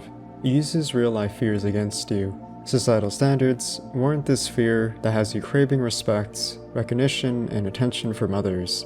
The hard work and dedication are merely unimportant in the grand scheme of things, as you are one of many who are just part of the system that can be tossed aside at any given moment. Putting you in what should be a safe space to work at and talk amongst your peers is manipulated and turned against you. This only gets manifested by the psychological horror that is seen here throughout the gameplay with the protagonist we play as. I think if you want a good 20-minute indie horror game that pertains to the Silent Hill motif that expresses themes, imagery, and symbolism that has a meaning behind its message, then you should bring out your marker and mark somewhere on your calendar, because you have a date to keep. What is she making today? Eggs and cheese again? I can feel your stomach just drop. But let's not make assumptions. Let's go ask. And don't forget to bring your little friend with you. Developed by 616 Games, Red Valley takes a lot of inspiration from Silent Hill in terms of its story, gameplay, design, and themes that feel like a modern take on the latter. It follows the story of a man and his wife, traveling in their car to unexpectedly crash into a foggy town where cultists abduct his wife. While here, he is, much like the townspeople, confused and desperate to find answers. This leads to our protagonist having to traverse across the desolate town to find 3 keys in order to escape along with his wife, who is used as a vessel for the antagonist, Patrick, to be an angelic and motherly figure for the child as he lost everything after the orphanage burned down that he lived at. It heavily reminds me of Silent Hill 1 in terms of its plot that, if I'm being honest, it sounds a bit copy and pasted and a bit lazy, but for what it's worth, it's merely a filter to give incentive for the gameplay. Boiling gameplay down, it's typical survival horror, but with a first-person perspective that reminds me of Resident Evil 7. The main weapons are an axe, pistol, and shotgun that serve well and prove to be quite useful, given the situation. But as you undergo level progression, you'll find that the experimentation is not very necessary, and instead the shotgun just becomes a standard due to how powerful it is. However, I found the gameplay to be relatively smooth and didn't suffer too many problems, albeit there were some odd choices such as the lack of weapon swapping with the hotkey, without having to always access the inventory menu. This wouldn't be much of a problem if it weren't for the menu not pausing the gameplay while in game, which still proceeds to run, which can backfire on you if combating an enemy. The designs of the monsters was very simplistic looking and looked much the same, which shows with the Unity engine assets. The combat felt very boring and didn't give much stakes or attention due to how fast the player can run away and recollect themselves. The enemies are painstakingly slow and don't offer much complexity to their design, other than walking up to you and attacking you. It got old and repetitious after a bit, which is a shame because in terms of psychological horror, I felt that it nailed that down very effectively in most instances, such as this chase sequence here, or the subversion of expectations towards the ending. Really, the only enjoyable component that I had with the gameplay was probably the boss fights. They were very creative and unique, even if they still had the same aesthetic as the normal enemies. They still offered a bit of complexity, which I think the gameplay desperately needed. All in all, I thought that the story and gameplay were fine for the most part, but the lack of complexity in the design did dampen my experience, as it felt more inclined to an action horror approach rather than a survival horror experience.